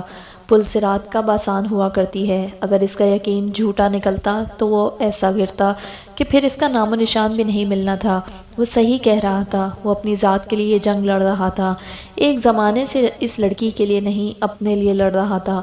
وہ اسے اپنی ہی ذات تو لگتی تھی۔ اماں، جیتنے کے یقین کے ساتھ اس جنگ میں گھسا ہوں۔ ہارنے کا ڈر ہے مگر جیتنے کا یقین ہے، باقی سب رب کے ہاتھ میں ہے۔ اس کی رضا میں راضی ہوں۔ اس نے اب بھی اپنے ضبط کے دامن کو نہیں چھوڑا تھا۔ اس لمحے اماں کو اپنی بہو پر رشک آیا تھا، جس کے حصے میں ایسا باوفا مرد آیا تھا، ورنہ مرد ذات تو وہ ہے کہ شک کا بال آ جائے تو گھر خراب کر لیتے ہیں، اور زندگیاں بھی۔ اور وہ ہر روز نئے ثبوت دیکھ کر کیسے نہ ٹوٹتا ہوگا، مگر پھر بھی اپنی بیوی پر یقین کر رہا تھا۔ لوگ کہتے ہیں وفا صرف عورت کا شیوا ہے۔ کوئی آ کر میر حاشر کو دیکھتا، وہ کسی عورت سے بھی زیادہ برے حالات میں اپنے ساتھی سے وفا نبھا رہا تھا، ورنہ ان کے شوہر نے تو بنا کسی وجہ کے ان کی محبت کو کچھ سالوں میں بھلا دیا تھا۔ انہیں خود پر فخر ہوا کہ ایسا بیٹا پیدا کیا تھا۔ وہ ان ماؤں میں سے نہیں تھی جو بہو کو سخت سست سنا کر اپنی بھڑاس تو نکال لیتی ہیں، مگر اپنی اولاد کا دل دکھا جاتی ہیں، کہ جن سے انہیں محبت ہے ان کی ماں کو اس کی قدر بھی نہیں۔ وہ بیٹے کے لیے زیر لب دعائیں کرتی اٹھ کھڑی ہوئی، خدا کرے وہ لڑکی بے قصور نکلے۔ حاشر نے رات ہونے سے پہلے ہی واپسی کا قصد کر لیا تھا۔ سکون کہیں نہیں تھا۔ ایک دل چاہتا مریم سے جا کر مل آئے، مگر وہ صرف منکوحہ تھی، بیوی نہیں۔ ان باتوں کے بعد پتہ نہیں اس کے ابو اجازت بھی دیتے ہیں کہ نہیں، مگر اسے اپنا علاج صرف مریم کا دیدار لگ رہا تھا۔ جسم میں پھر سے نئی انرجی آ جاتی، ٹوٹتی امیدیں پھر سے جڑ جاتی، مگر یہ ابھی ممکن نہیں تھا۔ کتنے مہینوں سے اس کی آواز بھی نہیں سنی تھی۔ کبھی کبھی وہ خود بھی اپنی محبت پر حیران ہوتا تھا۔ مریم کو اتنی محبت نہیں تھی، مگر اس کی محبت ہر روز جیسے پہلے سے بڑھ کر ہوتی جا رہی تھی۔ وہ محسوس کر رہا تھا کہ وہ محبت کی ایسی اسٹیج کی طرف بڑھ رہا تھا جہاں سے واپسی ناممکن تھی۔ اگر یقین ٹوٹتا، وہ بھی ٹوٹ جاتا۔ ان سب باتوں کا ادراک رکھنے کے باوجود بھی وہ اپنے دل کے ہاتھوں بے بس تھا۔ محبت بن قید انسان کو بے بس کر دیتی ہے۔ وہ بچاؤ کے ہر ممکن راستے کو دیکھ رہا ہوتا ہے، مگر پھر بھی ان راہوں پر چلنے کا خواہش مند نہیں ہوتا۔ وہ اپنے انجام کو دیکھ رہا ہوتا ہے۔ ذرا بھی پاؤں پھسلا، ہستی بھی ہل جائے گی، مگر پھر بھی وہ خوش گمانی کے پرندے کا تعاقب کرتے کانٹوں بھری راہ پر چلتا ہی جاتا ہے۔ اس راہ پر خوش نصیبیوں کو کامیابی ملتی ہے، ورنہ مجنوں رانجھے بن کر تاریخ کا حصہ بن جاتے ہیں۔ وہ ایسا شاندار اور کامیاب مرد صرف اپنی محبت کے بھروسے کھڑا تھا۔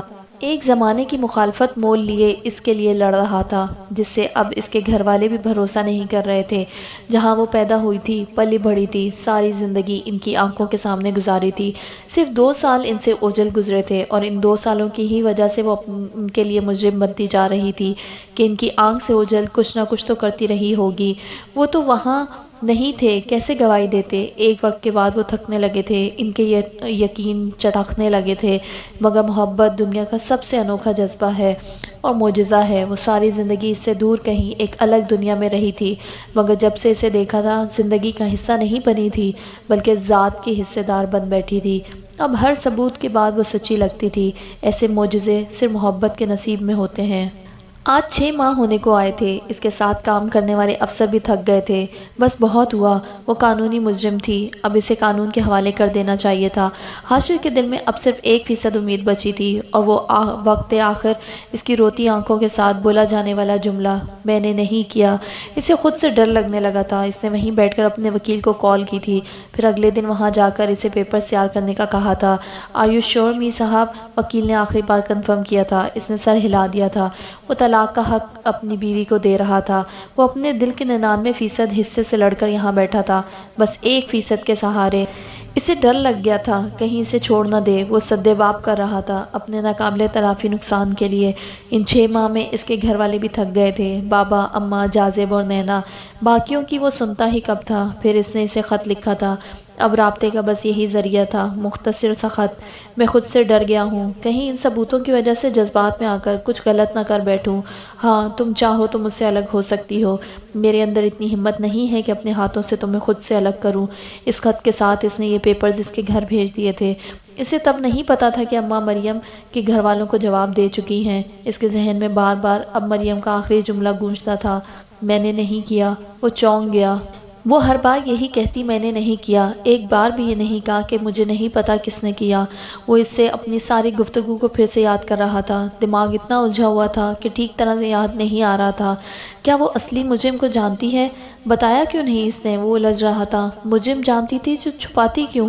ایسا نہیں ہوگا۔ اس نے اس امکان کو رد کیا۔ اس کی دوست، اس کی روم میٹ، وہ کہاں گئی؟ اسے ایک دم سے جیسے کچھ کلک ہوا تھا۔ شروع میں ان کا دھیان ہی اس طرف نہیں گیا تھا۔ ہر پکڑا جانے والا کہتا ہمیں مریم عالم سپروائز کرتی تھی، اپر ہینڈ تو پھر بھی کوئی اور تھا، مگر باس کی قریبی ساتھی وہی تھی۔ وہ ان کی باتوں کے بعد صرف مریم کی ذات تک ہی الجھ کر رہ گئے تھے۔ ہر دوسرے بندے پر شک کیا تھا، اس کی دوست کا تو خیال ہی نہیں آیا تھا۔ ایک بار آیا تھا تو اس نے خود رد کر دیا تھا۔ وہ تو اس کی بیسٹ فرینڈ تھی، اپنے گھر کے مسئلوں میں الجھی ہوگی، اس معاملے میں سے کیوں گھسیٹ کے لانا؟ اف اف، اس نے سر پر ہاتھ مارا۔ انہوں نے ہر بندے کو چیک کیا تھا، بس اسے نہیں کیا تھا۔ وہ تیز رفتاری میں گاڑی دوڑا کر پولیس ڈپارٹمنٹ پہنچا تھا۔ تھکی ہوئی ٹیم اس دیوانے کے یقین کو اب بیزاری سے دیکھ رہی تھی۔ شروع میں وہ لوگ متاثر بھی ہوئے تھے، بیوی سے اتنی محبت کرتا ہے، مگر اب وہ تھک چکے تھے۔ وہ اس کا بینک اکاؤنٹ چیک کر رہے تھے، پہلے بھی کیے تھے، مگر جب کچھ ہاتھ نہیں آنا ہوتا تو سامنے کی چیز بھی اوجھل ہو جاتی ہے۔ مریم کے اکاؤنٹ میں ہر بار باہر سے بہت سی اماؤنٹ آتی تھی، لیکن اگلے دن وہ دوسرے اکاؤنٹ میں منتقل کر دی جاتی تھی۔ وہ اکاؤنٹ اس کی دوست ردا کے نام پر تو نہیں تھا، مگر حاشر کو یقین تھا وہ اس کی دوست ردا ہی تھی۔ انہوں نے پکڑی جانے والی لڑکیوں کے اکاؤنٹس کی ڈیٹیلز چیک کی تو مریم کے پاس رقم کے 2 دن بعد ان سب کے اکاؤنٹ میں ان کے حصے منتقل کر دیے جاتے تھے۔ اب جو یہ بیچ والا اکاؤنٹ تھا، اس کی ساری یہ ڈیٹیلز نکلوا رہے تھے۔ اسی اکاؤنٹ کے تھرو پھر وہ رقم سب میں بانٹ دی جاتی تھی۔ ایسے کاروبار کرنے والے بیوقوف نہیں ہوتے کہ یوں بینکوں میں اپنے ثبوت چھوڑ جائیں۔ اس سب کا صرف ایک مطلب تھا، پولیس جو کب سے ان کے پیچھے تھی، انہیں مجرم چاہیے تھا۔ انہوں نے پوری پلاننگ سے ایک لڑکی کو ٹارگٹ کیا تھا۔ انہیں ابھی اندازہ تھا پکڑے جانے کے بعد بینک اکاؤنٹس تک کھنگالے جائیں گے، وہاں بھی وہی مجرم تھی۔ اتنی پرفیکٹنیس دراصل بدصورتی پیدا کر رہی تھی۔ جو لڑکی اگر اتنی ہی مجرمانہ ذہنیت کی حامل تھی، وہ اپنے اصلی نام کے اکاؤنٹ کو کیوں استعمال کرتی؟ اب سوال یہ تھا کہ اس نے کس کو اجازت دی تھی کہ وہ اس کے اکاؤنٹ کو استعمال کرے، یا پھر یہ بھی اسے نہیں معلوم تھا؟ ان سوالوں کے جواب یا تو مریم دے سکتی تھی یا خود اصلی مجرم۔ چیزیں سامنے آ کر پھر الجھنے لگی تھی۔ کال ریکارڈز میں اس کی آواز، اور کئی بار چیک کرنے پر بھی وہ اصلی ریکارڈنگز ہی نکلی تھی۔ نہیں، اتنی پرفیکشن کوئی کسی کو پھنسانے کے لیے ہی پیدا کر سکتا ہے۔ مریم کا موبائل آن کر کے وہ ردا کے نمبر پر کال کر رہے تھے، ہر بار بند ہوتا۔ اگر وہ لڑکی اس کی واقعی دوست تھی تو نمبر کیوں بند تھا؟ سم کے ذریعے ایڈریس نکلوایا تو حسب توقع غلط نکلا تھا۔ حاشر کے اندر جان لوٹ آئی تھی، وہ پھر سے پرجوش ہو چکا تھا۔ یقیناً یہی لڑکی گنہگار تھی۔ ایک نئی انرجی کے ساتھ اب وہ سب کام کر رہے تھے۔ مریم اور ردا کی کالز کو اب سنا جا رہا تھا، ایک ایک لفظ غور سے۔ ضروری نہیں اس نے مریم کا موبائل ہی استعمال کیا ہو سکتا ہے سم نکال کر اپنے موبائل میں لگاتی ہو، کیونکہ مریم کے موبائل میں تو کوئی ڈیوائس یا چپ نہیں لگی ہوئی تھی۔ ایک لڑکے نے ایک دم سے سب کو مخاطب کر کے کہا تھا، اور پھر ان کالز کے ایک ایک لفظ کو چھانٹنے کے بعد انہوں نے ردا کو پہچان لیا تھا۔ اس کے الفاظ کی ادائیگی سے حاشر خوشی سے رو دینے کو تھا۔ وہ ہنستے ہنستے وہاں سے اٹھ کر باہر آ گیا تھا۔ کتنے دنوں کی محنت رنگ لائی تھی، کتنی دیر آسمان کو تشکر بھری نظروں سے دیکھتا رہا۔ او اللہ، شکر ہے پیارے اللہ، وہ ہنستا تھا، آنکھیں نم ہو جاتی تھی۔ پھر چند گہری سانس لے کر وہ واپس اندر آ گیا تھا۔ ابھی صرف ایک کلیو ملا تھا۔ اب پوری ٹیم کو یقین تھا کہ بہت سے ثبوت مل جائیں گے، اور ثبوت نہیں بھی ملتے تو وہ لڑکی مل جائے گی، اس سے اقرار کروا لیں گے۔ ندا کی تلاش جاری تھی۔ حاشر روز اس کے نمبر پر کال کرتا، ایک دن میں کئی بار، شاید وہ سم کبھی آن ہو جائے۔ پھر اس نے اس نمبر پر میسج کیے تھے، مریم کی طبیعت بہت خراب ہے، وہ تم سے ملنا چاہتی ہے، وہ آج کل کی مہمان ہے، میں اس کا شوہر، اس نے تم سے رابطہ کرنے کا کہا ہے، جانے نمبر آن ہوتا کہ نہیں، اور کیا معلوم وہ اس کو پڑھ کر رابطہ کرے کہ نہیں۔ اور ایک دن کسی اور نمبر سے حاشر کو فون آیا تھا، ردا تھی، وہ ایک دم سے سیدھا ہو بیٹھا تھا۔ کیا ہوا مریم کو؟ اس کی پریشان آواز محتاط تھی۔ بہت بیمار رہتی ہے، ڈاکٹرز نے اسے 1 ماہ کا وقت دیا ہے۔ حاشر نے اسے ایس پی کے کہنے پر اس جھوٹ کو گھڑا تھا، ایسے تو وہ ہاتھ آنے والی نہیں تھی۔ پھر اپنی لوکیشن تو اس نے نہیں بتائی تھی، اس نے کہا تھا وہ اسے ہاسپٹل ملنے آئے گی۔ حاشر نے اسے ہاسپٹل کا کہہ دیا تھا، اور 3 دن بعد وہ قدرے محتاط سی وہاں آتی دکھائی دی تھی۔ ہاسپٹل کے چپے چپے کو کور کیا گیا تھا تاکہ وہ بھاگ نہ پائے، اور پھر ایک دم میں نقلی مریضہ کو دیکھ کر جب وہ جذباتی ہو کر آگے بڑھی تھی، روم کا دروازہ بند کر دیا گیا تھا، اور اب وہ ایک اندھیرے کمرے میں بند بیٹھی تھی، صرف منہ کھلا تھا۔ حاشر کرسی گھسیٹ کر اس کے سامنے بیٹھ گیا تھا۔ بتاؤ کیوں کیا تم نے؟ پولیس میں سے ابھی کوئی سامنے نہیں آیا تھا۔ اتنا تو پتا تھا کہ وہ مریم سے محبت کرتی تھی، تبھی دوڑی چلی آئی تھی۔ اب اسے اس کے ذریعے جذباتی کر کے ہی کچھ اگلوایا جا سکتا تھا، ورنہ پھر پولیس اپنا کام کرتی۔ کیا کیا ہے میں نے؟ مریم کہاں ہے؟ اب کیوں مریم کی اتنی فکر ہو رہی ہے؟ اسے اتنا بری طرح پھنسا کر میں کیوں پھنساؤں گی؟ میں نے تو کچھ نہیں کیا۔ وہ صاف انکاری تھی۔ مریم کہاں ہے؟ اسے بلاؤ، وہ مر گئی ہے، حاشر نے سرد لہجے میں کہا۔ کیا؟ کیسے؟ وہ بے یقین ہوئی۔ اس پر کچھ غلیظ الزام لگنے تھے، تو اس لیے اسے غیرت کے نام پر قتل کر دیا گیا۔ تب تک حاشر کو نہیں معلوم تھا کہ وہ واقعی یہ ہو چکا تھا۔ اس نے پیپرز بھیجنے کے بعد وہاں رابطہ نہیں کیا تھا، نہ ہی وہاں سے کیا گیا تھا۔ ویسے بھی وہ دن رات اس قدر مصروف رہتا تھا کہ سونے کو بھی بمشکل چند گھنٹے ملتے تھے۔ اس بات کے بعد تو وہ رونا شروع ہوئی، ہچکیوں کے ساتھ، سسکیوں کے ساتھ۔ کیسے بیوقوف لوگ ہو تم! کیا وہ لگتی تھی ایسی جرم کرنے والی؟ وہ تو بہت معصوم تھی۔ کیوں کر دیا ایسا مریم؟ اس کی آہیں تھیں۔ حاشر اب تحمل سے اسے بولتے دیکھ رہا تھا۔ کوئی انسان کتنا بھی چالاک بن جائے، مگر اس کی بھی کوئی نہ کوئی کمزوری ہوتی ہے۔ اس خطرناک لڑکی کی کمزوری بس مریم تھی، اس کی پیاری دوست۔ جب اس سے اتنی محبت تھی تو اسے پھنسایا کیوں تھا؟ وہ بہت معصوم تھی۔ کیوں مارا اسے؟ کیوں مارا؟ وہ سر کو دائیں بائیں کرتے روئی جا رہی تھی۔ پھر جب رو رو کر تھکی تو حاشر نے دوبارہ پوچھا، کیونکہ وہ بہت معصوم تھی۔ پہلی بار اس کے لیپ ٹاپ میں ویڈیو ڈالی تو اس سے کہا، مریم نہ کھولنا، میری پرسنل ہے۔ تو پھر اس لڑکی نے اسے نہیں کھولا تھا، کھولتی تو ڈیلیٹ کر دیتی نا، مگر اس نے مجھ پر اعتبار کر کے کھولی ہی نہیں تھی۔ میں ایسی معصوم لڑکی کہاں ڈھونڈ سکتی تھی؟ مجھ پر گھیرا تنگ ہو رہا تھا، مجھے اپنی جگہ کسی اور کا نام دینا تھا پولیس کو۔ وہاں سب لڑکیوں میں سب سے معصوم اور بے وقوف وہی تھی، مریم میری دوست۔ اس نے آہ بھری، وہ جیسے بالکل ڈھہ چکی تھی۔ مریم کی موت کے صدمے نے اسے اندر تک دکھی کر دیا تھا۔ وہ بہت اچھی تھی، بہت، مجھ سے بہت محبت کرتی تھی، بس صرف وہی کرتی تھی۔ اور تم نے کیا کیا؟ سب کچھ فائنل تو تب کیا تھا میں نے جب وہ تمہارے نکاح میں آئی تھی۔ مجھے لگا اتنے طاقتور لوگ ہو، اسے بچا لوگے، اور میری طرف سے بھی پولیس کا دھیان ہٹ جائے گا۔ اپنے یہ لولے لنگڑے جواز اپنے پاس رکھو۔ تم نے اس لیے کیا کہ تمہیں آسان شکار چاہیے تھا، اور اس سے زیادہ آسان شکار کون ہو سکتا تھا؟ وہ غرایا تھا، اب اس کا دل چاہا اس کے منہ پر ہٹ کرے۔ بس مسٹر حاشر، آپ کا کام ختم ہوا۔ اندھیرے کو ختم کر دیا گیا تھا۔ تفتیشی افسر نے آگے بڑھ کر اس کے کندھے پر ہاتھ مار کر اسے اٹھنے کو کہا۔ وہ ردا کو گھورتا اٹھ کھڑا ہوا۔ पुलिस का कोई इरादा नहीं था कि रिदा को बताते मरियम नहीं मरी थी। वो इसी जज्बाती कैफियत में ही बहुत कुछ बता सकती थी, जबकि वो पुलिस को देखकर हड़बड़ाहट का शिकार थी। फिर वो चीखती रही, बोलती रही, हाशिर ने इसका इकरार वीडियो में इनसे लिया था, इसे अपने घर वालों को दिखाना था। लोग बिना सबूत के लगे इल्ज़ाम को सच मानते हैं। सिर्फ ज़बान से निकली बात ही दूसरे के जुर्म का सबूत बन जाती है, मगर सच्चाई साबित करने के लिए असली सबूतों की ज़रूरत होती है। इसके लिए किसी की ज़बान से दी गवाही नाकाफ़ी मानी जाती है। और ये वही दिन था जिस दिन मरियम ने फिजी की फ़्लाइट पकड़ी थी।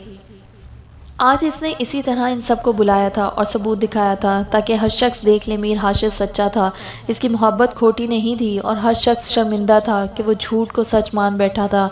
वो एक खुशी भरे एहसास के साथ अपने कमरे में आ गया था। 2 नफिल शुक्राने के अदा किए थे।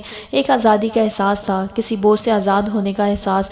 वो अपनी मोहब्बत के इम्तिहान में सुरखरू हुआ था। इसके सिर्फ होंठ ही नहीं, आंखें भी मुस्कुरा रही थी। वो तीनों बहन भाई इस वक्त अम्मा के कमरे में थे। हाशिर टांग पर टांग चढ़ाए, कुर्सी पर टेक लगाए, मुस्कुराते हुए इस मंजर का हिस्सा था, जैसे सदियों बाद ये सुकून मैसर आया हो। अम्मा, अब बस शादी की डेट फिक्स करते हैं, जाजिम ने खुशी से कहा। हाँ ज़रूर, लेकिन मरियम की अम्मी की कॉल आई थी तो मैंने कहा कि हमें आपकी बेटी नहीं चाहिए, हमारी तरफ से जवाब समझें। हाशिर सीधा हुआ। अम्मा, तब मुझे यही लगा था कि वो मुजरिम है, इसलिए गुस्से में कह दिया था। वो मासूमियत से बोली। उफ अम्मा, वो तीनों एक साथ बोले थे। फिर आशिर अपनी अम्मा और बाबा जान के साथ मरियम के घर आया था। दरवाज़ा मरियम की भाभी ने खोला था। इन्हें देखकर वो गंग हो गई थी। फिर इनकी मुतवज्जा करने पर ना चाहते हुए इन्हें ड्राइंग रूम में ले आई थी। इसके अब्बू बीमार थे, भाई का कुछ पता नहीं था। भाग कर सास को बुलाया था। वो उफ्ताओं ख़ज़ा दौड़ी चली आई थी। हाजा बीबी ने गले लगाकर इनसे माफ़ी मांग रही थी। वो हैरत से सब सुन रही थी। समझ तो भाभी को भी नहीं आ रहा था माजरा क्या था। फिर हाशिर ने इन्हें सारी बात कह सुनाई थी। सारी बात सुनकर वो ऊंची आवाज़ में फूट फूट कर रो रही थी। मरियम, मेरी मरियम। हाशिर समेत वो सब परेशान हो उठे थे। मरियम कहाँ है, इसे बुला दें। हाशिर ने परेशान लहजे में भाभी को मुखातिब किया। वो चली गई है। वो अभी तक शॉक में थी। इसकी ये रोती अम्मी को हाजा बीबी चुप कराने की कोशिश कर रही थी, लेकिन इनका रोना बढ़ता जा रहा था। प्लीज़ आप मरियम को बुला दें, इसने ज़ोर से बात दोबारा कही थी। वो चली गई है, पता नहीं कहाँ चली गई है। वो इस घर को छोड़कर चली गई है। शोर सुनकर इसके अब्बू आ गए थे, और जब पूरी बात का इन्हें पता चला तो इनकी भी हालत मरियम की अम्मी जैसी थी।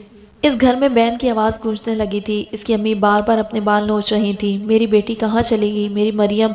हाशिर बेयकीनी से इन सबको रोता देख रहा था। हाजा बीबी को इस माहौल से वहशत हो रही थी। फिर कुछ देर बाद इसका भाई अली आ गया था। हाशिर ने इसे वीडियो दिखाई थी। वो दीवाना वार अपने आप को मारे जा रहा था। ये क्या कर दिया था इसने?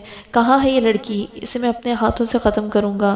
अब पुलिस की तहवील में है। इसके बेकाबू वजूद को हाशिर ने एक झटके से पकड़ा था। अली रोते हुए दोहरा रहा था, इसने अपनी बहन को मारने की कोशिश की थी।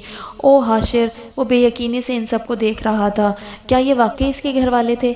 इसके घर से गए 2 माह हो चुके थे। वो इसके पास नहीं आई थी तो कहाँ थी? इसने दिल में आए सवाल को दोहरा दिया था। आपने तलाक भिजवा दी थी, आपके पास कैसे आती वो? अली को इस पर भी गुस्सा था। क्या बकवास है, मैं क्यों इसे तलाक देता? मैंने तलाक का हक किसे दिया था? पेपर्स पर तलाक मैंने खुद पढ़ी थी। अली चिल्लाया। मैंने इसे तलाक का हक दिया था। कहाँ है पेपर्स? पढ़ो इन्हें। हाशिर अपने पेपर्स ले आया था। क्या वो इतनी पागल थी कि पेपर्स को खोलकर पढ़ा भी नहीं था? ऐसे ही मान गई कि इसे तलाक हो गई है। ना ही इसका खत पढ़ा था। इसे मरियम पर शदीद गुस्सा था। एक बार मिल जाती इसे।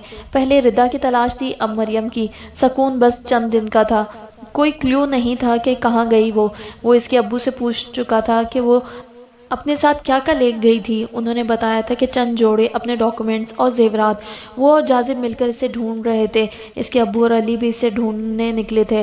वो अपने शहर का एक एक कोना देख चुके थे। वो होती तो मिलती। जेवरात, हाँ जेवरात, ये इनके ख़ानदानी जेवर थे और बहुत पुराने थे। इसने यकीनन इन्हें कहीं बेचा होगा। जेवरात बहुत महंगे थे और डिज़ाइन भी ऐसे थे कि हर ज्वेलर इन्हें नहीं खरीद सकता था पाकिस्तान में। वो अब एक एक ज्वेलर शॉप पर नहीं जा सकते थे, लेकिन हर बड़े शहर के बड़े ज्वेलर्स पर जाकर इनकी तस्वीर दिखाते। कोई इनको बेचने आया था। कई दिनों बाद लाहौर के एक ज्वेलर के पास इन जेवरात का पता चला था। दोनों भाई वहां जा पहुंचे थे। जेवरात तो वही थे। फिर उन्होंने सीसीटीवी फुटेज देखी थी। वो बहुत कमज़ोर लग रही थी। हाशिर को वहां दूर से नज़र आती इस तस्वीर में भी इसकी आंखों की वीरानी साफ नज़र आ रही थी। वो खुद को बहुत बेबस महसूस कर रहा था। انہوں نے کہا تھا ان کے شوہر ادھر افریقہ میں ہیں۔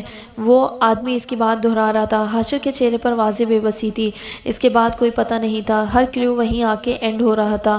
آگے کروڑوں انسانوں سے بھری دنیا تھی اور اس میں سے مریم عالم کا سراغ لگانا تھا۔ حاشر نے پریشانی سے سر تھام لیا تھا۔ وہ اس اتنے بڑے شہر میں کہاں جا چکی تھی؟ اس دن کے بعد سے میر حاشر نے جیسے لاہور کا در پکڑ لیا تھا۔ شروع میں کئی دن ڈھونڈنے پر ناکام ہو جانے کے بعد وہ چلا گیا تھا۔ وہاں اسلام آباد میں بہت کام تھے، مگر جیسے ہی کام سے فرصت ملتی وہ لاہور کی گلیوں میں بھٹکتا پھرتا، جانے کس دروازے سے نکلتی نظر آئے، کہیں کسی گاڑی میں بیٹھی، کبھی پیدل چلتے، وہ انسانوں کے جمع غفیر میں اس لڑکی کو ڈھونڈتا رہتا، اور جب کبھی ڈھونڈ کر تھک جاتا تو کہیں بھی بیٹھ کر سر دونوں ہاتھوں میں گرا لیتا۔ جانے زندگی میں اتنی بدصورتی کیوں گھل گئی تھی؟ ایک آسان اور سادہ زندگی کی خواہش تھی، اور زندگی تھی کہ اس کی پیچیدگیاں ختم نہیں ہوتی تھی۔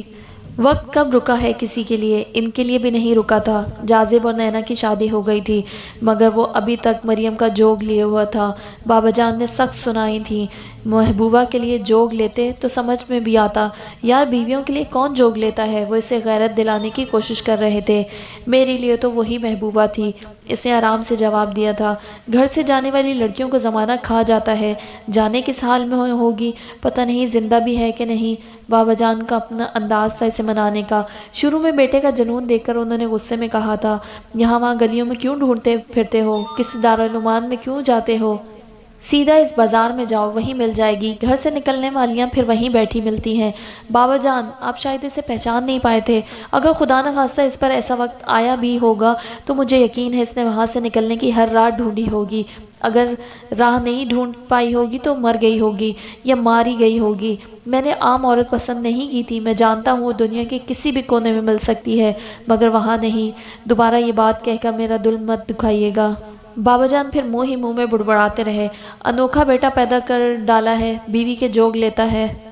بابا جان کے کہنے پر جاذب نے مریم کی تلاش ایسے لوگوں کے بیچ شروع کر دی تھی۔ ان کا بیٹا تو پاگل تھا، انہیں یقین تھا یہیں کہیں ملے گی، یا کہیں کسی نوکرانی کے روپ میں ملے گی۔ گھر سے بھاگی لڑکیاں پھر بے مول ہی ملتی ہیں، اور اب انہیں اپنے بیٹے کے لیے وہ نہیں چاہیے تھی۔ جانے کہاں کہاں کی خاک چھان رہی ہوگی، پھر ملنے پر اسے گھر بٹھا دیتے۔ ٹھیک ہے، انہیں اپنی بہو بہت پسند تھی، مگر بہت ہوا، وہ پچھلے 2 سالوں میں ان کے لیے بس مصیبت ہی بن گئی تھی، اور پھر ان کا بیٹا اس کے لیے جوگ لے رہا تھا۔ ان کی برداشت ختم ہو رہی تھی۔ 1 سال اور گزر گیا تھا۔ حاشر کی اس کی تلاش کی سنجیدگی میں کوئی فرق نہیں آیا تھا۔ وہ آخری بار لاہور میں نظر آئی تھی تو اس کے لیے وہ شہر یاراں تھا۔ انہوں نے بیوی سے کہا تھا کوئی قسم دے کر اسے دوسری شادی پر منائے، اور اب تو وہ خود بھی دل سے یہی چاہتی تھی کہ اس کا گھر بس جائے، مگر وہ تو وہی پرانا حاشر تھا جو کسی طور ہاتھ نہیں آتا تھا۔ ماں ہو، کبھی معاف نہیں کروں گی، اپنے سر کی قسم کچھ بھی، مگر کرو، اس کی حالت مجھ سے نہیں دیکھی جاتی۔ سب بچے اپنی زندگیوں میں آگے بڑھ گئے ہیں، وہ ابھی تک وہیں ہیں۔ بابا جان بہت دکھی تھے، ہاں، جیسے خود بڑی قسمیں دیتے تھے، مجھ سے آ کر کہتے ہیں تم کوئی قسم دو۔ اماں نے انہیں گھورا، عموماً ماں کی قسم پر بیٹے مان جاتے ہیں، تم کہہ دو دودھ نہیں بخشوں گی۔ وہ انہیں پٹیاں پڑھا رہے تھے، لیکن یہ قسم ان کے دل کو لگی تھی۔ ان کا بھی دل دکھتا تھا جب جاذب بتاتا کہ ادا لاہور گئے ہیں، اور یہ بھی معلوم تھا وہاں ہر گلی کی خاک چھانتا ہوگا۔ وہ ہوش مند نظر آتا مرد وہاں جا کر دیوانہ بن جاتا تھا۔ پلوشا کی شادی تو ہو گئی تھی، اس کی چھوٹی بہن کے لیے اب وہ خود سوچتی تھی۔ پھر فیصلہ کر کے وہ بیٹے کے پاس اسلام آباد آ گئی تھی، اور پھر رات کو ڈنر کے بعد شوہر کے اشارے پر اس کے پیچھے کمرے میں آ گئی تھی۔ یہاں وہاں کی باتوں کے بعد وہ اصل مدعے پر آ گئی تھی۔ تمہیں ایسے دیکھ کر میرا دل دکھتا ہے بچے، اور کتنی اکیلی زندگی گزارو گے، اب شادی کر لو، میں تو پہلے سے شادی شدہ ہوں۔ اس نے ان کی بات پر ناسمجھی سے انہیں دیکھا۔ تو کہاں ہے تمہاری بیوی؟ وہ غصہ ہوئی۔ ڈھونڈ رہا ہوں، مل جائے گی۔ اس کا اطمینان قابل دید تھا۔ حاشر، دوسری شادی کر لو، اب تک کچھ نہیں کہا تمہیں، لیکن اب بس بہت ہوا۔ میں ادی زہرا کی چھوٹی بیٹی کو تمہارے لیے مانگ رہی ہوں۔ او ہو اماں، کیا ہو گیا ہے؟ ریلیکس، میں پہلے سے شادی شدہ ہوں، جب تک تمہاری وہ لاڈلی ملے گی تب تک تم بڈھے نہ ہو جاؤ، اماں جل کر بولی۔ اس نے چھوٹا سا کہکا لگایا۔ اماں، ابھی تک تو اس کے لاڈ اٹھا نہیں پایا، آپ کو کہاں سے پتہ چل گیا کہ وہ میری لاڈلی ہے؟ بولتے ہوئے وہ دل گرفتہ ہوا۔ جو اس کے لیے مجنوں بنے پھر رہے ہو، یہ کم لاڈ ہے؟ حاشر نے اماں کے تیور دیکھ کر اپنے کہکے پر قابو پایا تھا۔ وہ اس سے سنجیدہ گفتگو کرنے آئی تھی۔ دیکھو بیٹا، تمہاری عمر بڑھ رہی ہے، 33 کے ہو، کب وہ ملے گی، کب تمہارے بچے آئیں گے؟ صرف اس کی اماں میں ہی یہ کوالٹی تھی کہ سنجیدہ بات بھی اس طرح کرتی کہ کہکوں کا گلا گھونٹنا مشکل ہو جاتا تھا۔ जब नसीब होगा सब हो जाएगा। इसने संजीदगी के दामन को पकड़ा। शादी करोगे तो नसीब बनेगा, ऐसे थोड़ी ना नसीब बन जाएगा। अम्मा मेरी बात सुने, मैंने पहले भी कहा था, फिर कह रहा हूँ, मेरी जिंदगी में बस एक ही औरत आई है, वो मौजूद है या नहीं, मगर मेरे लिए वही है। इसलिए किसी की बेटी के लिए बात करने की ज़रूरत नहीं, क्योंकि मैं शादी नहीं करूँगा।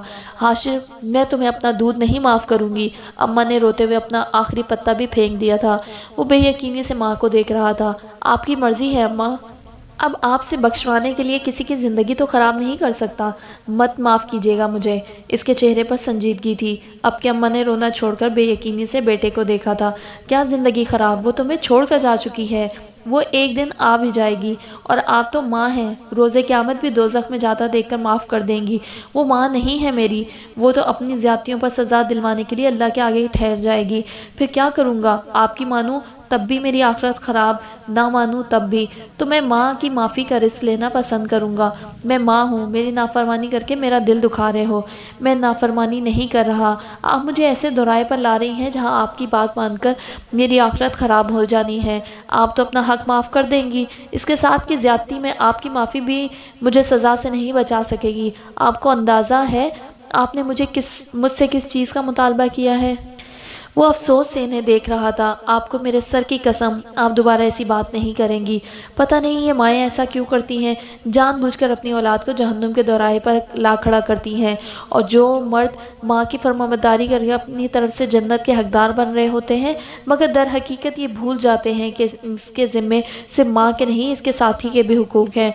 और अगर इसने माफ़ ना किया, जन्नत तो वैसे दूर चली जाएगी। अल्लाह अपने बंदों के साथ ज़्यादती को माफ़ नहीं करता। और कई माएँ अपनी औलाद को खुशी से जहन्नुम के इस दरवाजे के करीब खड़ा कर देती हैं। अम्मा तो फिर चली गई थी। हाशिर खराब मूड के साथ गाड़ी की चाबी उठाता बाहर निकल आया था। ये मरियम इसे एक बार मिल जाती। इसे मरियम पर शदीद गुस्सा आया था। वो जाती जिंदगी से ना अम्मा आके ऐसी कस्में देने की कोशिश करती। क्या बना? बाबा जान ने बीवी को देखते ही पूछा। वही जो अब तक बनता आया है। तुम कोई तगड़ी कसम देती। पता नहीं कौन सी माएँ होती हैं जो बेटों से बात मनवा लेती हैं। उन्होंने जानबूझकर इन्हें ताना देकर गुस्सा दिलाने की कोशिश की। हाँ जी, अनोखी माएँ होती हैं और अनोखे बेटे। वो कहने लगा, ठीक है अम्मा, ना माफ़ कीजिएगा। आपकी मानकर जाना तो वैसे भी जहन्नुम में है, क्योंकि वो नहीं माफ़ करेगी अपना हक। फरिश्ते तो वैसे जहन्नुम में ले जाएंगे। इसने वाकई ये कहा? ना, मैं खुद से घड़ कर बना रही हूँ। इन्हें वैसे ही बेटे पर जलाल आया हुआ था। शौहर को घूर कर देखा। कितना सियाना है मेरा बेटा। माँ हो ना, पता है ना, माफ़ कर दूंगी। बीवियाँ कब माफ़ करती हैं? वो तो कब्र तक अपने वीर ले जाती हैं। अब के बाबा जान ने भी इन पर निशाना बांधा था। काश के ऐसे फरमाबरदार शौहर हमें भी मिले होते जो हमारे हिस्से में आया। वो बहन तक का फरमाबरदार था, और एक ये है माँ की कसमों का तोड़ रखने वाला। मैं पूछती हूँ, आज तक कहीं ऐसा हुआ है? माँ कसम दे, डराए, आगे से बेटा कहे आप तो माफ़ कर देंगी। अम्मी बीवी माफ़ नहीं करेगी। नहीं करूँगी माफ़ मैं भी। तुम्हें तो शौहर को माफ़ करना ना आया। बेटे का जवाब सुनकर बाबा जान को मालूम हो गया था। वो आज भी वही था, किसी के हाथ ना आने वाला। अब बीवी के साथ शुगर लगा रहे थे। जिंदगी के थाल में 2 सिक्के और आन गिरे थे। अब वो 35 का था, मगर इसकी बीवी का कोई नामो निशान नहीं था। जाजिम ने बाद में इसे बताया था कि वो पाकिस्तान के हर इस कोने में जा चुका है जहाँ किसी भी लावारिस लड़की के होने का इम्कान हो सकता है। अदा 2 ही सूरतें हैं, या तो मुल्क से बाहर होंगी या फिर अल्लाह के पास। वो अपने भाई के लिए इतनी मेहनत कर रहा था, अब वो थक चुका था। ठीक है, वो अच्छी लड़की थी, इसके साथ जुल्म हुआ था, मगर अब बस बहुत हुआ। इनके भाई को आगे बढ़ जाना चाहिए था। इधर इसके अब्बू और भाई भी जाने इसे कहाँ कहाँ ढूंढते रहते। वो मीर हाशिर से राब्ते में रहते थे और हर बार मायूसी होती थी। हाशिर ने इस बात पर जाजिब को गौर से देखा। तुम्हारे ख्याल से वो बाहर जा सकती है? मेरे ख्याल से हो सकता है वो मर चुकी हो, या आपने नहीं सुना। कब तक एक नादीदा चीज़ के पीछे भागते रहेंगे? जिंदा होती तो मिल जाती। आप एक ऐसे इंसान के इंतज़ार में खुद को रखे हुए हैं जिसके लौट आने का कोई चांस भी नहीं है। बस कर दें, क्यों लाहासिल इंतज़ार में खुद को बांध रखा है। 5 साल कम नहीं होते। अगर कभी कहीं मिल जाएंगी तो कह दीजिएगा 5 साल इंतज़ार किया था। तुम्हें नहीं लगता तुम अपनी हद पार कर रहे हो? वो कुर्सी की बैक से टेक लगाए इसे यहाँ से वहाँ झला रहा था। जाजिब की बातों ने इसके माथे पर बल डाल दिए थे। अदा, आपको एहसास है آپ کو اس طرح دیکھنا کس قدر تکلیف دہ ہے۔ کیوں، کیا ہو گیا مجھے؟ پہلے بھی تو ایسا ہی ہوتا تھا، جب شادی نہیں کی تھی تب بھی مسئلہ تھا، اب جب کر لی تب بھی مسئلہ ہے۔ جاذب افسوس سے بھائی کو دیکھ رہا تھا، جو بظاہر اپنا ہر کام احسن طریقے سے کرتا تھا۔ اس کی مصروفیات بھی وہی تھی، مگر لاہور جا کر وہ کچھ اور ہو جاتا تھا۔ ہر چیز بھول جاتی اسے، کسی دیوانے کا گمان ہوتا تھا، ہر ایک چہرے کو کھوجتا رہتا، کبھی لڑکیوں کے راستے روک کر انہیں مریم کی تصویر دکھا کر پوچھتا، اس لڑکی کو کہیں دیکھا ہے؟ وہ جاتا تو اکیلا تھا، مگر جاذب ہر بار بھائی کے پیچھے جاتا تھا، اور اس کی حالت دیکھ کر اس کا دل چاہتا تھا وہ دھاڑے مار مار کر روئے۔ وہ ہوش مند مرد کے زہر سے قطرہ قطرہ مر رہا تھا، اپنی پوزیشن، اپنا عہدہ بھلائے اس لڑکی کے لیے پھرتا تھا، جس سے خود کبھی ایک بار بھی محبت کا اظہار نہیں کیا تھا۔ بھائی کے حالات دیکھ کر اسے ڈھونڈنے میں تیزی آ جاتی تھی، بڑے چھوٹے شہر، اس نے ملک کا کونا کونا اس دیوانے کے لیے چھان مارا تھا۔ وہ ہوتی تو ملتی، میری بھی تو بیوی ہے، مجھے بھی اس سے محبت ہے، مگر اتنی نہیں کہ اس کے لیے گلیوں کی خاک چھانوں۔ اب جاذب نے اور طرح سے اسے گھیرنا چاہا، ہر دل پر محبت اور روپ میں اترتی ہے۔ میرے دل میں اس کے سوا کوئی اور نہیں آتی، کوشش بھی کی ہے، مگر دل بار بار اسی کا نام لیتا ہے۔ یہ مختلف وقتوں میں کی جانے والی بحث تھی۔ آج بھی جاذب غصے میں اٹھ کر اس کے آفس سے نکل آیا تھا اور اپنے آفس میں آ گیا تھا۔